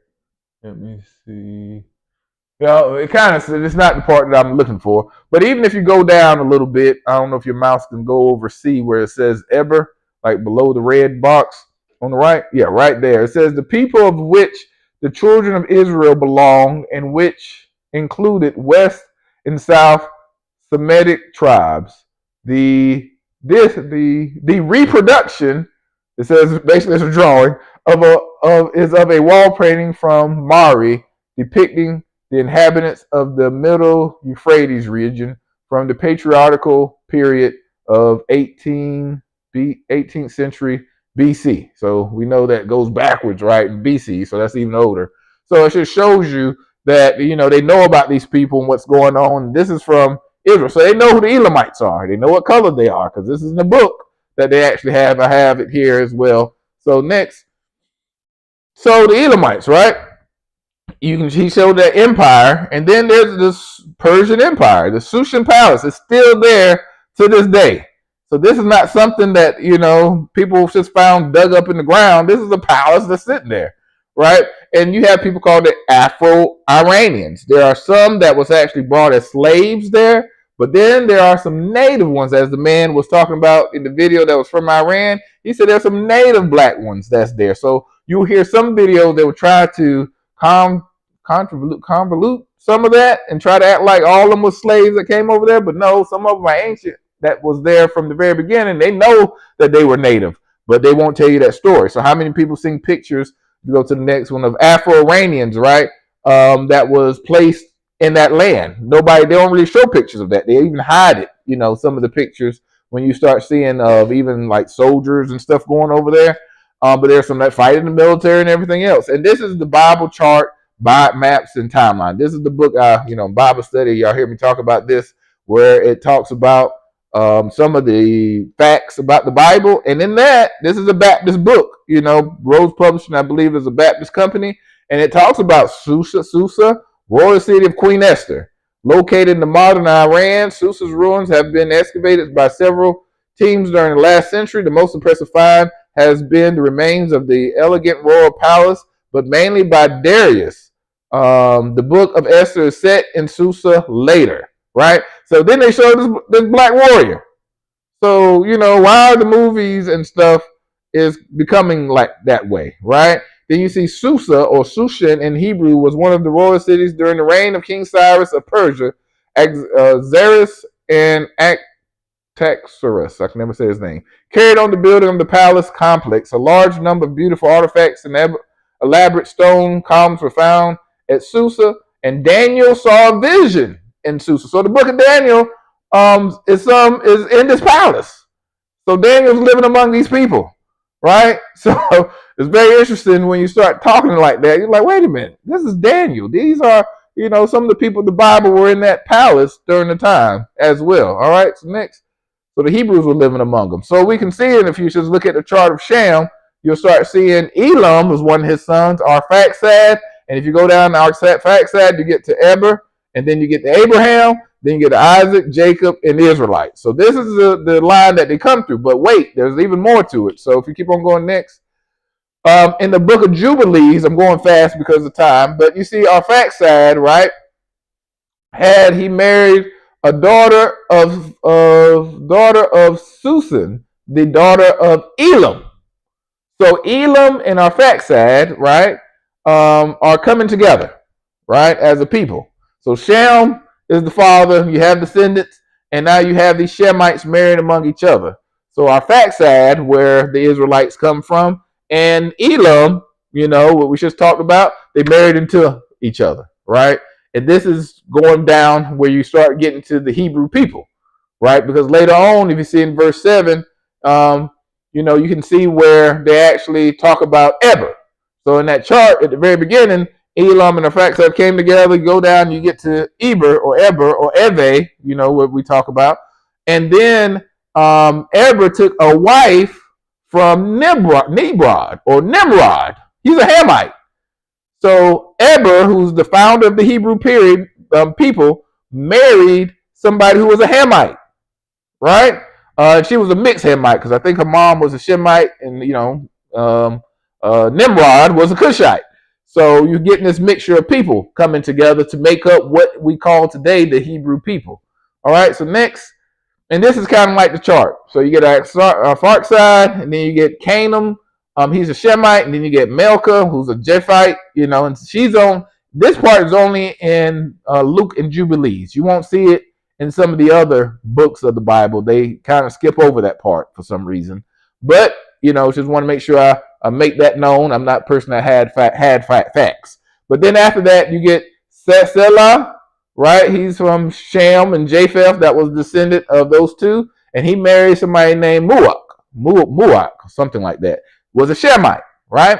And then you get those two that came up to make up Eber, and then Eber made this daughter of Nimrod, right? Azurad, Ham and Shem mixture, right? So, and this is what makes up the Hebrew people as a whole. So, if you keep on mixing in that Elam, and Shem, and you're going to get some dark brown people. Black, white, dark brown people, right? So, and that looks like us, right? All right, so next. And that's why I showed y'all before about how this was a racist guy. And I think I got this either from Dante Forston or from Benea. I think I got this from Benea. As well as you hear Ronald Dalton talk about it, as well as many other people. But it talks about, it said the Elamites of Mesopotamia appear to have been a Negroid people, with kinky hair, and to have transmitted the racial type to the Jews and the Syrians. So where we just bombing Syria, if you look at some of those pictures, they look like us. Whole bunch of black Syrians running around. There's a curliness of hair together with a Negro eye and full lips in the portraiture of, I don't know how you say that, of Assyria, which conveys the idea of the ancient Negroid element in Babylonia. Evident Negro element in Babylonia. So you can see that, right? So this is supposed to be what an Elamite person that looks like this is connected to the Syrians and the Babylonians. We know that that the Hebrew people, Abraham, right, he moved to Syria first, right? And then he went down to Canaan. And when he needed a wife for his son, he sent them back to Syria. So this is what the people were connected to, right? So next, and this guy's racist, so it's not like he was trying to hold to it. So this is my DNA off of Ancestry, my true ancestry. So you see at the very top, it says Canaanite Shemite. That's the Israelite, right? And then these are archaeology digs that they come and they test it, and then they match it with people you can match your DNA with. And you can see that a lot of the people that was living in that region, I'm connected to, right? Philistines and the Canaanites, the Israelites, Judah married a Canaanite woman, right? And then Tamar was also a Canaanite. So you got this mixture. Judah is basically, his descendants were Hebrew, right? So we got Eber or Eve, you got the Nimrod gene, the Cushite gene in you. You got the Shem, Aphoxad gene in us, right? You got the also we got the Canaanite gene, right? So you should have those genes in if you say you're an Israelite, to some extent, right? So because all these people in this land were black white, right? Or dark, like Kush, black, super black, right? So next. And then this is my DNA. I think this is my true heritage, what I just pulled up. And you can see on a whole different DNA site, you can see up in the Middle East, I got DNA there, right? And it says Southern Levant, early Bronze Age. That's during the times where the Canaanites and the Israelites start to come together, right? Then later on, I think it's late Bronze Age is when the Israelites starts to take over, right? So I even put at the bottom, I put the Middle Ages, right? And it shows some of my Levantine.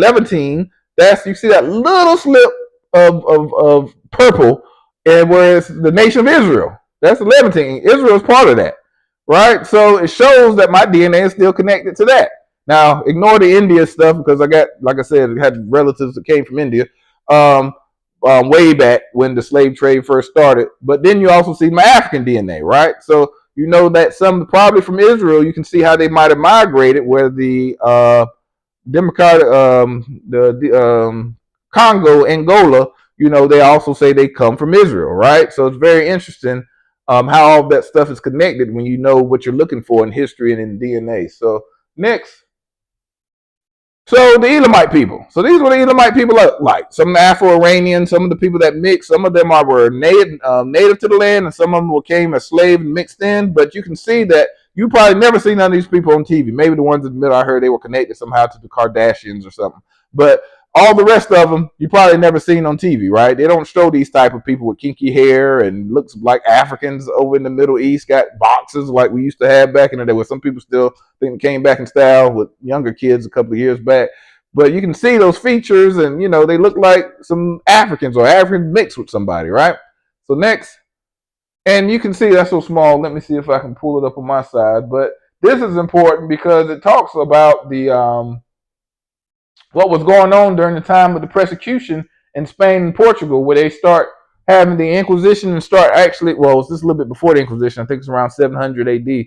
But when they start persecuting the Jews that lived in those areas, right? So the Christians now are trying to persecute the Israelites or Jewish people that's living in their areas. And they say basically that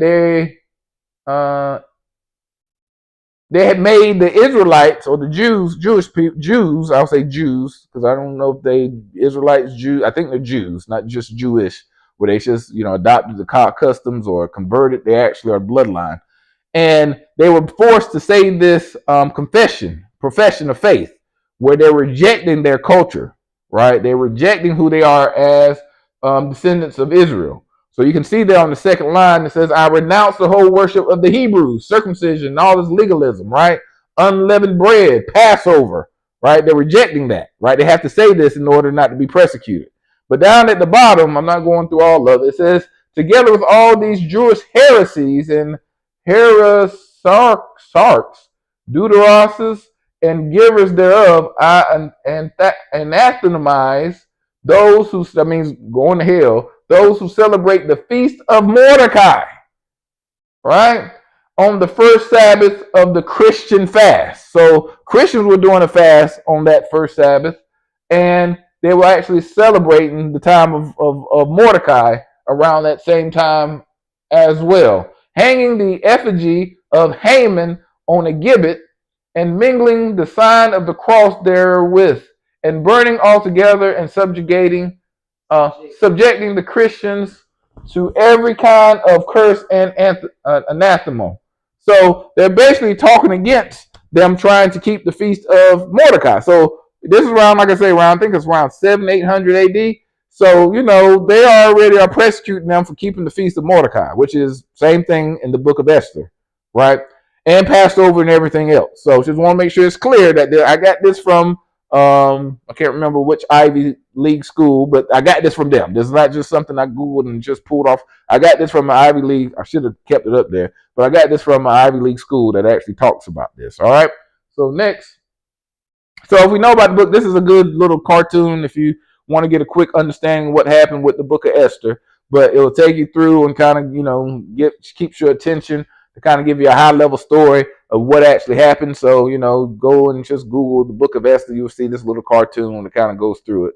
So next, and so it breaks it up, right? It talks about the banquet that was actually happening at the very beginning where, King Xerxes was having the feast. And then he wanted his wife to come in, and she didn't want to come in. Vashti, she didn't want to come in. So he banished her and wanted to get a new wife, right? So he ends up having this whole little banquet of women that was basically supposed to have been kind of taking through these ritual baths and stuff in order to prepare themselves. And Queen, not at that time, Hadassah, she was still called Hadassah, who was Mordecai's, some people say his niece or cousin, that actually was part of that. She ended up marrying the king. And then, as part of that, you have Haman. Haman was the one that was of the royal court or governor of the court. And, he was hating the Jews or the Israelites, and he ends up trying to get at them, right, to try to kill them. So Queen Hadassah, who at that time they call her Queen Esther, she had the courage to go before the king, but if you went before the king, you could die. So she approached the king anyway to save her people. And then there was a time before that actually the king still didn't know that she was an Israelite, and Mordecai had done something. He had done something to save the king. He had basically ratted out some people that was going to actually kill the king. So, it was recorded way back when the story first started, and then the king's in bed and somebody's reading through all the logs, and it came about that he didn't honor Mordecai. So Haman comes in, thinks he's going to honor him, and Haman hates Mordecai because he won't bow down to him. He won't, give him any kind of respect, and that just kills him. We'll see why in a little bit. But Haman, basically, that's when he put out his edict to kill all the Israelites that was living in the regions of the Persians. And after, a king signed the decree, because he didn't know that was his wife's people. And that's when he found out it was his wife's people. She went before him, had the courage, and told him. And when that happened, in the law of Persia, whenever a king says, something is law, it stays law. He can't change it. But he ends up, allowing them to defend himself after his wife, I call her Hadassah, but Queen Esther, has a meal, and she basically, with the king, that's why she went before him, said, could you have a meal with him? And she, did it multiple times, invited Haman too. And then she basically said, hey, he's trying to kill me in front of her husband. And, King Xerxes was a hardcore guy. He wasn't like, like some of the movies try to make it look like he's all nice. And no, he was killing people left and right. And so Haman ends up, begging for his life when the king leaves, and he falls on top of her. And the king comes in, like, oh, you trying to take my wife too? So he ends up getting hung on the gallows that Haman created a gallows to hang Mordecai on, and he ends up getting killed himself on the same gallows because, the king said, oh, hang him on his own gallows. And then he allows the people to defend themselves, the Israelites, and then they won the battle because they were defending themselves. And then that was the end, peace in there. And they end up start going back to Israel shortly after. All right. So that's the breakdown. Just to make sure, I know sometimes people don't read the story, but it talks a lot about Queen Esther, but it doesn't talk any much about, a lot of people don't talk about Mordecai. So, it's very interesting that Mordecai's role was very important as well. And what happened even after. So a lot of people talk about Joseph and how Joseph goes to the city, but a lot of people don't know what happened to Mordecai, even though it's in the book. So let's go to the next. So it talks about how Mordecai ends up becoming second in command, just like Joseph was second in command of Egypt. Mordecai was second in command of Persia, right? And it talks about the full account of the greatness of Mordecai, to which the king advanced him. Are they not written in the book of Chronicles of the kings of Media and Persia? So I don't know where that book is. I wish we can find it to get more insight. But it says he was second only to King Xerxes, right? Xerxes. So we can see the fact that he was placed in second in command. And we see that in the book of Esther, in chapter 10, right at the end. But a lot of people don't talk about how he was even pulled up as an Israelite to be, or even from the tribe of Judah. No, he was from the tribe of Benjamin, but from Judea to be brought up to be the second in command, just like Joseph was. So next, and this is just some historical accounts because sometimes the secular people will try to see where does this fit in with archaeology and history that they know. And always remember that we don't have all the history, right? They're digging their history out the ground. Everything hasn't been found. So when people say, "Oh, it's not in history," like how do we know we found all? Where's the book of the chronicles of what's that? The kings of Median Persia. Where's that? We don't have that book, right? So if we found that book, they might find a lot more information. But King Xerxes, he had the largest kingdom at the time. He had few slaves in his kingdom. So some people saw that movie. I think it's 300 or something. I didn't see it. I know it was crazy. And I saw some highlights where they had the Baphomet demon or something, and people didn't know that was the Baphomet. But the 300 movie, they made them look like they were like, war hungry people, and a lot of Iranians got offended by that movie too. But they didn't actually have slaves. They actually recruited people to come be part of their military. And Queen Esther starts with him winning a war over Egypt, and he wanted to celebrate. And Vashti rejects him. I think once I thought he went to the war, goes to war again and loses, and that's when that he was rejected, and that's the reason why he campaigned for a new wife. Might be wrong. It's been a while since I read through this history, but either way, that's the reason why he lost the war. Now your wife rejected you, and it's like so that's the way they try and say that's how they cheered him up, is by having this campaign for a new wife. And he ends up marrying Hadassah. I spelled her name about 3 different times, 3 different ways. Forgive me. But he also had other wives and concubines, and other people as well. What's up? Say son one could have been Esther. I don't know where I put that. That's an old reference. I got to figure out where I put that. But he had other wives. He didn't just have one wife. He had multiple wives and stuff. And it's good to also think about, right, when the people went back to Israel and started rebuild the temple. Think about it. There were still some people still left behind, and some people didn't want to go back to Israel. So if you read about Isaiah 11, chapter 11, I think it's actually Isaiah 11:11. It talks about all the people in the different places that Yah's going to bring back his people, and one of them is Elam. So in the last days, it says he's going to bring his people back from Elam, because you can see how we had a presence there. And if you know those different places in Isaiah 11, you can see that's where all the places that the Israelites went as well, even to the coastlands of the sea. The beaches that was the Israelites were sent out to. We were sent to a beach, right? That's how we got to America as well. So next. So Vashti, I'll go through this real quick, but there's 2 different traditions. So there's a Judaism tradition where it has nothing to do with the Bible. So they try to say that she was forced to come out naked, and she wouldn't come out naked. She didn't want to come out naked, and that was the reason why they had some controversy. But that was nowhere in the Bible, right? And let me see. It says I can't really see that, but it says fear for her husband's life. She figured she would be mobbed by the drunken crowd and the king would be killed. Loathing for her husband, whom she considered to have non-royal blood, or the fact that she was herself had leprosy. Another tradition says that Vashti was not simply banished from the king's presence, but was executed. It is important to note that none of these details are in the biblical account, and there is no way to confirm their veracity. So it basically says, a lot of these traditions are not in the Tanakh, basically. Even the Queen Book of Esther wasn't even found in the Dead Sea Scrolls originally, but we'll get to that. But there's no reference to Vashti outside of the Book of Esther. Many scholars basically think that they found like the certain wife that he had, and she was known for her vengeance and cruelty and powerful influence. So it sounds like a woman that would kind of, reject her husband, have that feminine spirit, like I'm gonna do what I want to do, I don't care what you say. So there was a person that Xerxes had a wife, and that was a person like that. It was known for doing that, and it's known that in some cases after Xerxes died, one of his sons might have restored her to a position of power. So interesting from a history standpoint that some of those connections. So her name means beautiful woman. So interesting with that too. So next.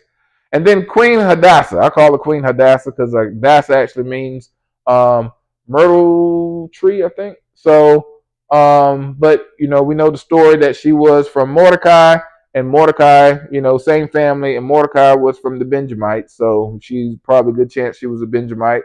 But the word Esther actually connects to star or Ishtar. So sounds like Easter, right?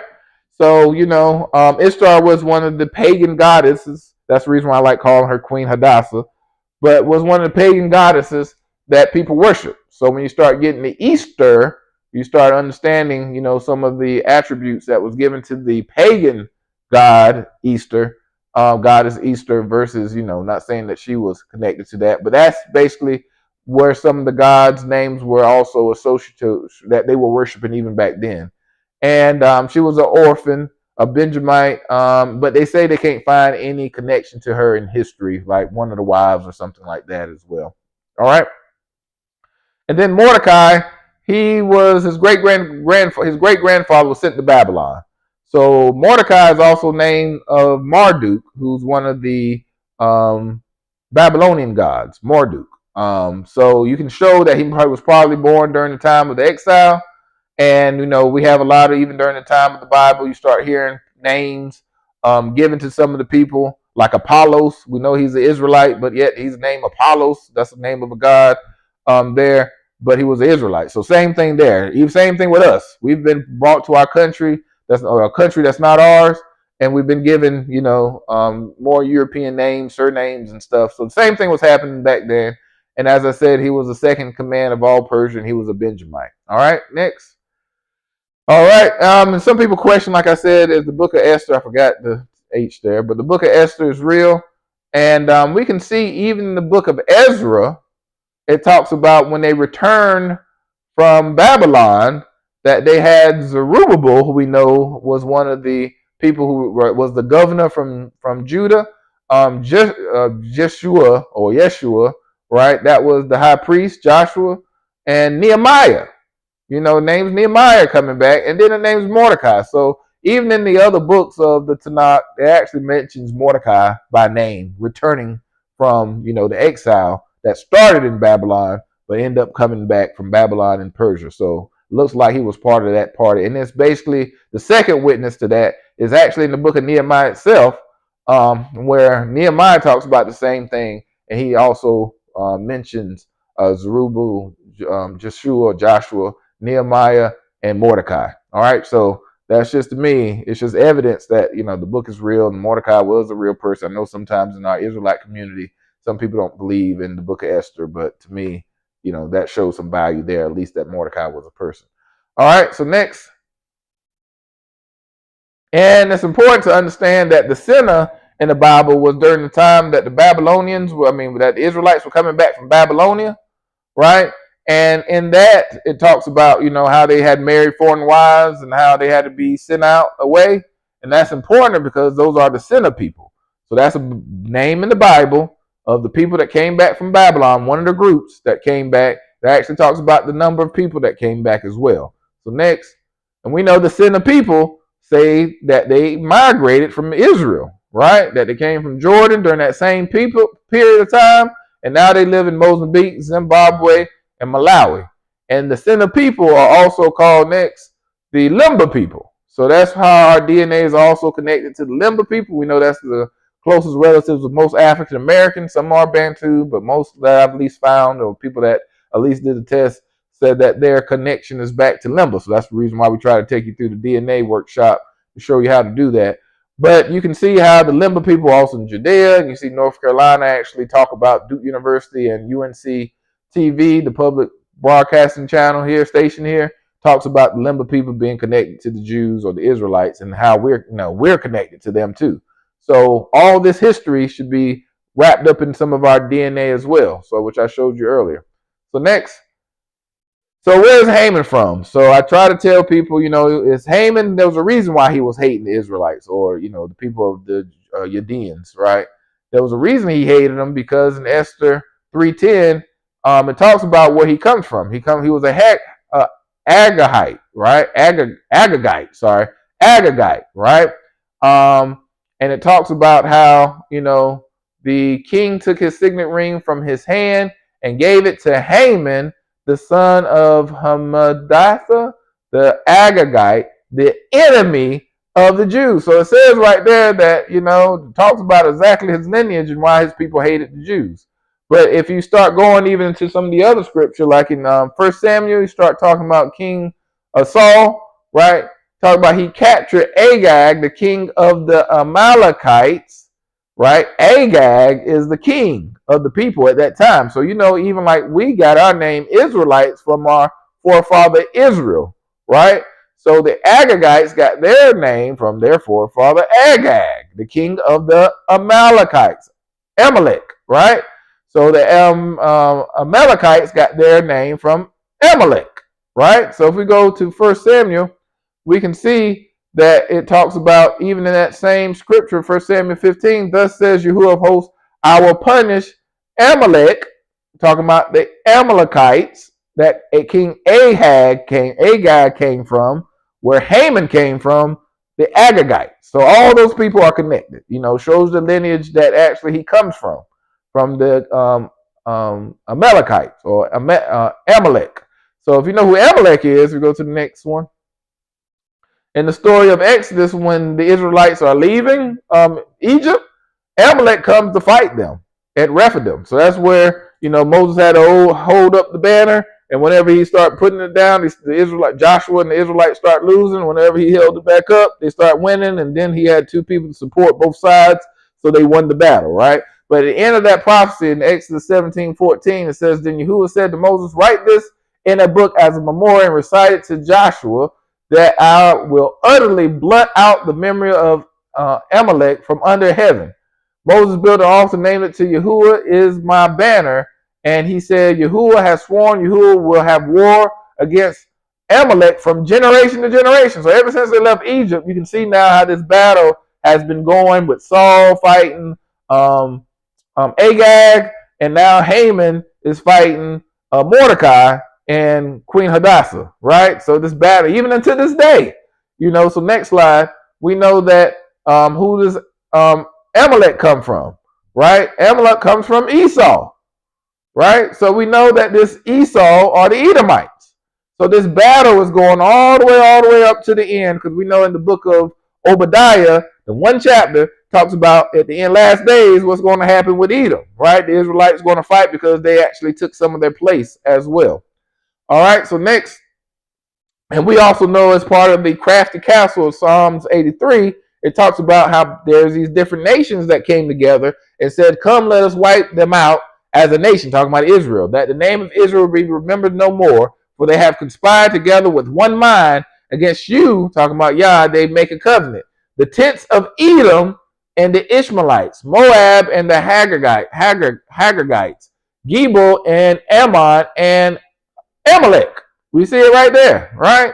That they actually came, Edom and Amalek came together to hide and wipe out the nation of Israel. That actually talks about how that continual issue will be happening between, Esau and Jacob, right? Them fighting since they've been even small. All right, so next.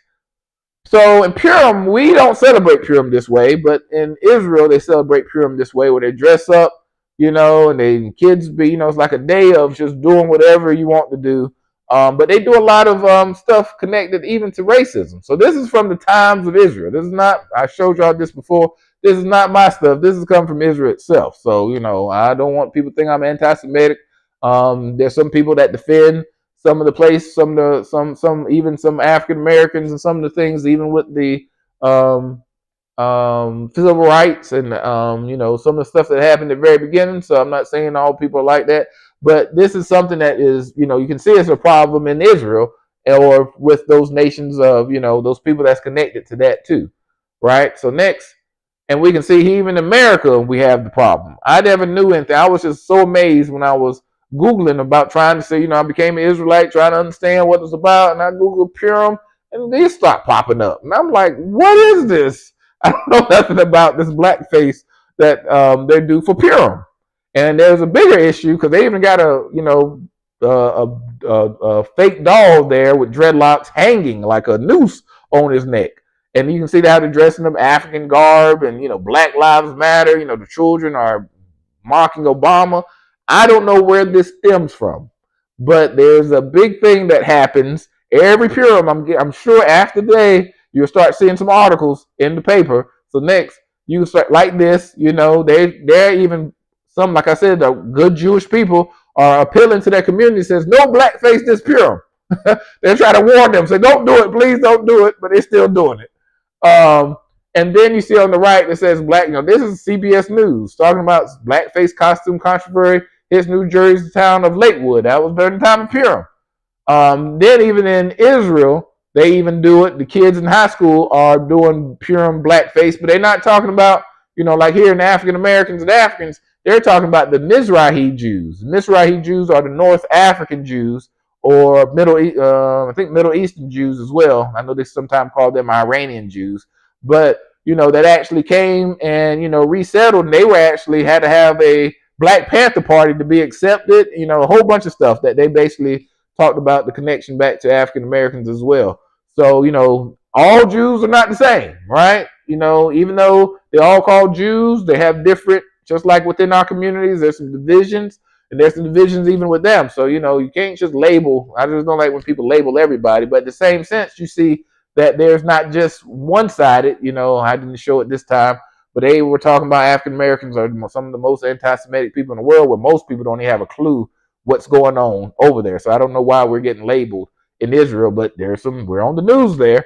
But, they suddenly talk about the black hate, the hate that comes back towards, African Americans as well, or what happened during slavery. It wasn't just Jewish people, but as people will tell you, it's just the same number of people who were Jews at that time as the same number of some of the people that was British and other people, that they had the same, doing the same thing with slavery and stuff here in America as well. I got Jewish blood, not Israelite blood. I'm talking about Jewish blood from some of the stuff that actually happened through the slave trade as well. So next. But we know the right way to celebrate Purim, this is what they did, right? They had a lot. Pure means a lot. So, they got lots. And basically Haman, when he basically was about to attack the Israelites, he was casting lots and trying to figure out when was the time to do it or something like that. So pure means lot. It means a lot. One lot. Purim, just like we talk about, with El and Elohim. El is God, one God. Elohim is many. So anytime you hear that Eem word, like Kohan and Kohanim, we're Mamleket Kohanim, many priests, right? That's the same thing. So pure is one lot, Purim is lots. So basically that's what we're calling the celebration, is the lots that was planted to try to take our life, right? When Haman tried to come against our people. So that's where you get that. But you can see at the very bottom, it talks about what? The city of Susa. So we talk about Sushan Palace, right? That's what it's talking about. It's in that same area. So next, and we should talk about the casting of lots. So I won't go into that much, but next. And there was actually some weeping and fasting. So when they actually knew that they were going to be killed before Hadassah actually went before King Xerxes, they prayed, they fasted, they wept, they put on, I think then they used to put on what's that sack they put on? I can't think of sackcloth and, ashes and stuff, right? Which some people in Africa still do. They still walk around with that sackcloth and put ashes on their face. Very interesting, right? But they did those things and to prepare, to seek Yah. It's like, help us, Yah. Here we are in this time where we see this persecution hitting our people. And what are we doing? Are we on our knees? Are we fasting? Are we praying? Are we coming together? Are we asking Yah for deliverance? Or are we just still pottering, doing that like nothing's happening until it comes to our door, and then we're in trouble, right? Because there's nobody else there to help us. So this is the time when Yah is giving us the time to wake up to seek Him, just like during the time of Purim. So that's one of the reasons why I think it's very important for us to continue, even though it's not a mandatory holiday or holy day. It's still very important for us to have that memorial to remember that Yah will save us when we turn back to Him. So that's the reason why I read Deuteronomy 30 said in the future, when we remember it, we'll be scattered among the place. We remember the blessings and curses and the things that Yah had told us, and we return to Him, and our children return to Him as well, that then He's going to come and deliver us. So it's the same thing. It's just a different time and a different place. All right, so next. And this is basically how they celebrated. How they went about doing it. I won't go into all that, but because the next slide, well, one of these next slides will have that. So it's just for the sake of time. So next. So yeah, this is what they did. They found unity among themselves, right? Because now you're being persecuted. So once again, anytime somebody's persecuted, they'll come and try to find unity. So that's the reason why I think in the Song of Moses and in Deuteronomy 32, it says that we're going to come to Yah. I'm like, he's like, oh, now you want to come to me? What about why don't you go to your other gods? That you've been offering up to. So that's where I feel like some of the holidays we do is some of the same thing. Like we're reverencing these other gods, we're recognizing these other gods, but yet we're not recognizing him in the way that he told us to do. Right? So he's going to say, hey, what about your Easter God? What about your Solum Dictus, your sun god that just his birthday was on December 25th. You rather recognize that, but you won't recognize my feast days, my holy days, the one I told you to recognize, right? So that's connected back to that, I feel like, as well. But they actually came together and they, continued to do the fast, so that's where, and then they had a feast. So remember we were talking about back in 800 AD where they were talking about you can't do anything for the Feast of Mordecai. So, this is what they were referencing back to. And I think I might have had that in one of these next slides. But, they had a day of fasting and giving out to the poor to help the poor. And then they had a day of feasting celebration where they rejoiced and, did food and celebrated and did things among each other. So are we, our groups, our assemblies, our people as individuals, are you going to help out charity, help out our community? Or are we just worried about being the Israelites and partying, right? And, not doing the things about these feast days that Yah had put in them for us to remember and for us to reverence and to keep these traditions as well, right? So it's a two-part thing. It's just not a party and having fun. You should be going out, fasting, remembering what Yah did for us, ask help for our people, and then actually do the action of it to try to go out and do charity and help people, right? So, it changed a little bit over time, but, basically it's a 2-day thing. One day is a day of fasting and a day of lamentations. So, all right, that's all found in the book of Esther 2. I see all that's Esther 9, chapter 9. So next, just because it's time's sake. Yeah, so they prayed and fasted in the time of their despair. They trusted in Yah while in exile. We're in exile, right? Knowing that he has a plan. He has a plan for us. But do we know? Do we seek him? Are we reading his word? Are we seeking his plan? Right? Because, he said, go to Jerusalem. He told them, like I said, but some people stayed back. So, when we go to the wilderness, it says in Exodus 20 that in the future that sometime he's going to call us to come to the wilderness to get prepared to go back to Jerusalem. Are you going to stay back or are you going to go? Right? So, all this is just interesting to me. I'm not a prophet or nothing, but it's interesting how, Trump is talking about getting rid of people, sending people out. He's sending out Africans. Now I heard something about a visa. He won't allow people from Africa to come back over here with a visa, right? He's talking about messing with the 14th Amendment, which actually gives African Americans our civil rights. Without that, we're no longer citizens, right? So he's talking, there's a lot of talk about that. So it's just interesting to the time we're living in, not saying we're living into this time because I don't know, but he said you'll know the seasons, right? So, but they didn't do everything right, but tried to keep the law. So they tried their best, to do the laws. But are we even trying to do it, right? They had pagan names of Israelites in exile, right? So we got pagan names. So, when we name our children, are we going to try to name them back the names that we're supposed to? A lot of people try to act like those ghetto names, Naya, Keisha, but got Yah's in this name, right? Like, those are names. Why are we ashamed of the names that we are given? Who told us that they were ghetto, right? What ghetto means that, of Jews that lived in the ghetto. It was a place with the Jews. You just look that up in a dictionary. So, hey, we need to start going back to our traditions and giving names, meaningful names for our children as well. And don't get attached to Babylon. That's why I say even here people are so attached, right? Got to hold on to this. And I think that's going to be some of our downfall is when we're not able to let go. Sometimes God's trying to shake you loose to get you ready to move to the next step. So don't get too attached to the culture. It's time for us to pull out of those things, right?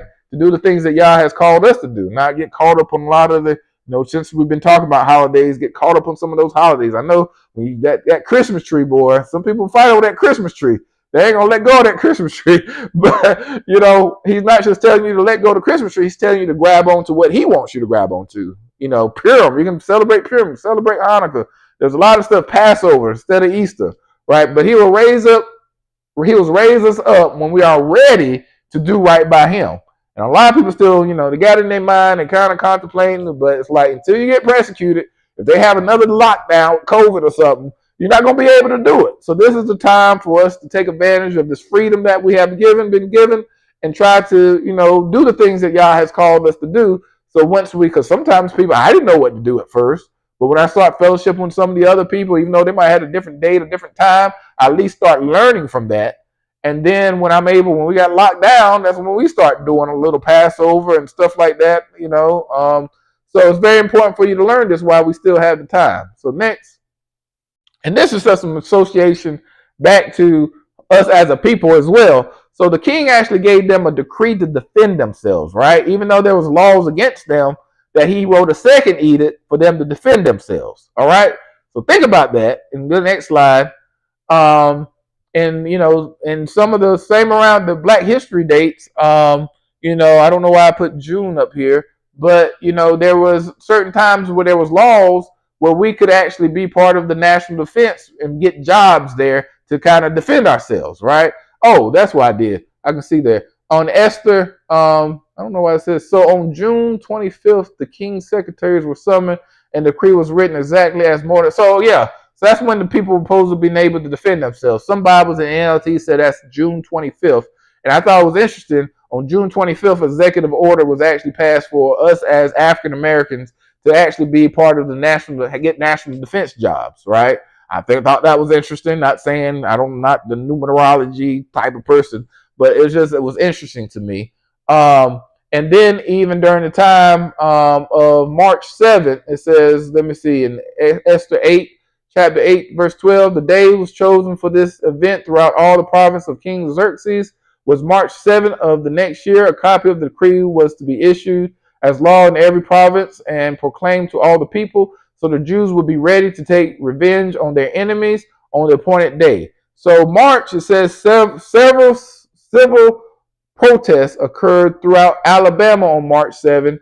Estimated, I can't see that number, 600 civil rights activists hold a march from Selma to Montgomery, protesting denial of young black people voting rights in the state. So very interesting. Got some similar dates there about us defending ourselves, even here in America, at least. We know America's not our only people, it's all around the world, but I just find this interesting. So next, and that's important also to know that racist gun laws, they actually took our right to bear arms and stuff, right? Like black people right now don't really have the right to bear arms based upon the law. The laws weren't written for us, they were written for the European people that actually was here. So now, really, in some states, you don't have the right to bear arms. So, somebody, what I'm talking about, brings up some laws and saying, hey, we want to pull these old laws out.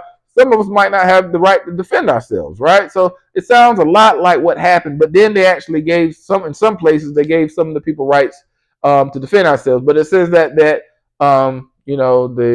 Second Amendment was given the right to bear arms. It wasn't for us.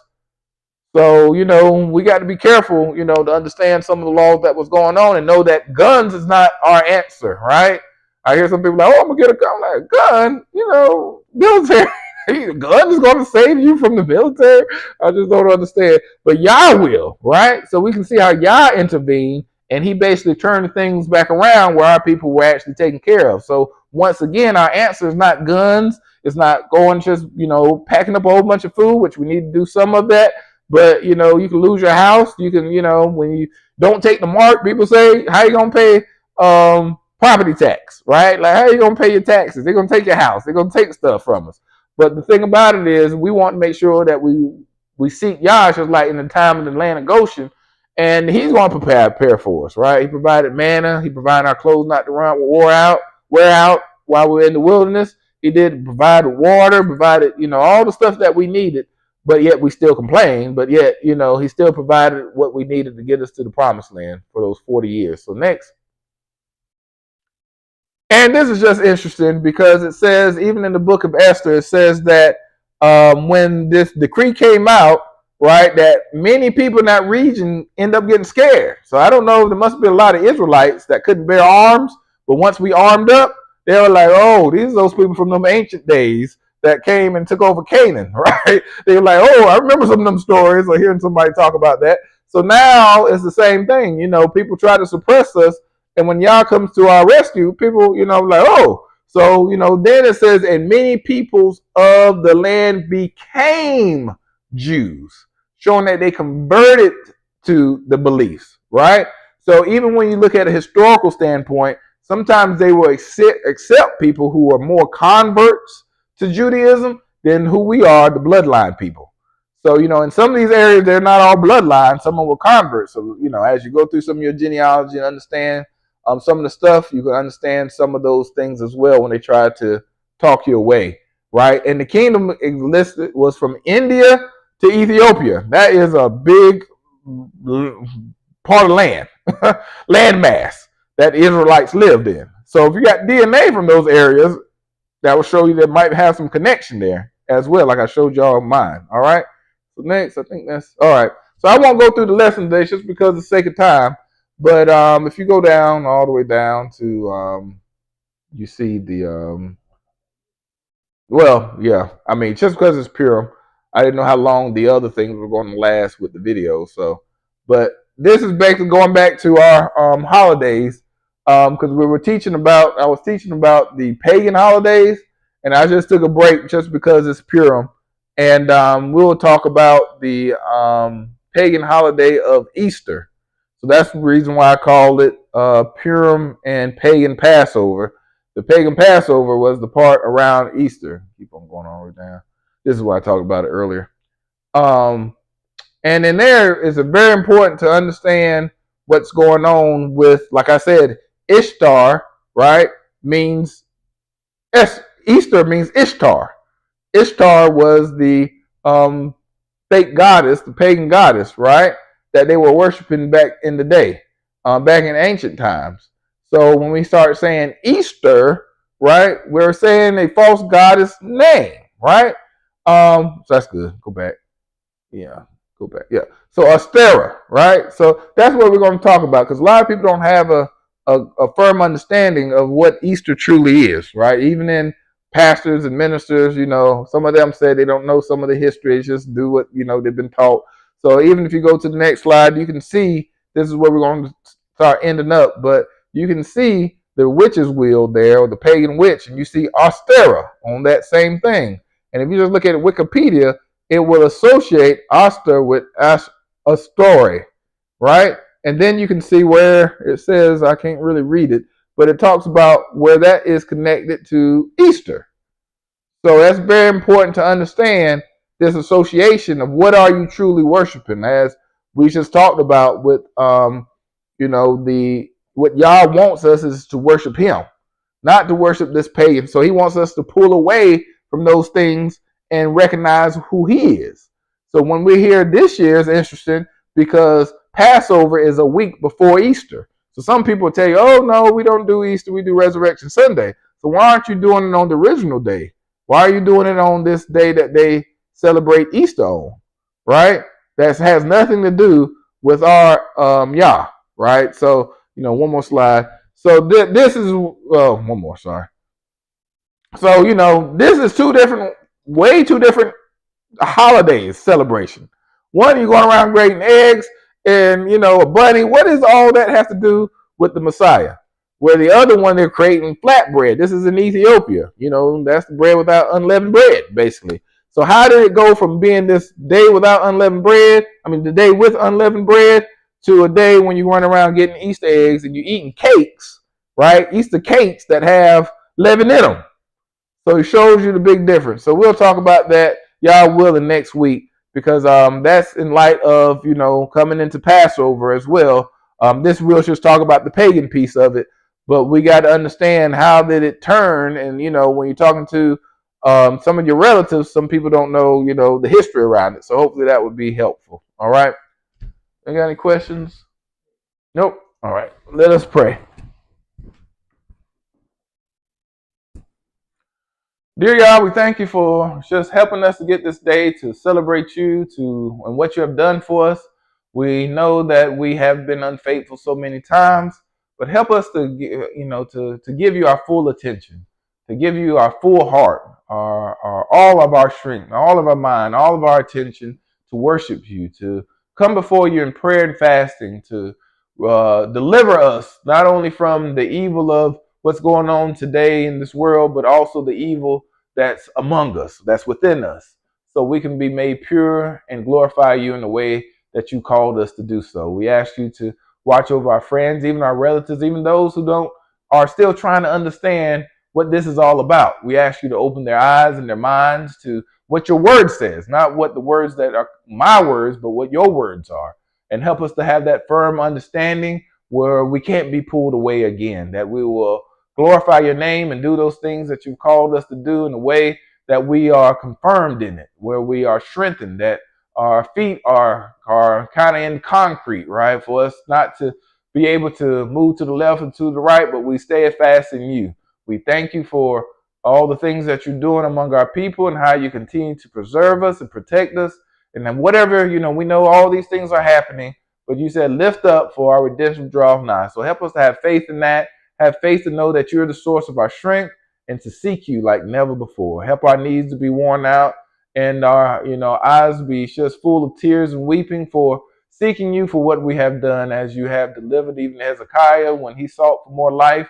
Deliver our people and have mercy upon us, for we know that you're sovereign in all your ways, that, that even when you punish us, that you still do it in love. And we thank you for being a great great God, a great Father, of all of us, a great Yah, Yahuwah, the self-existing one.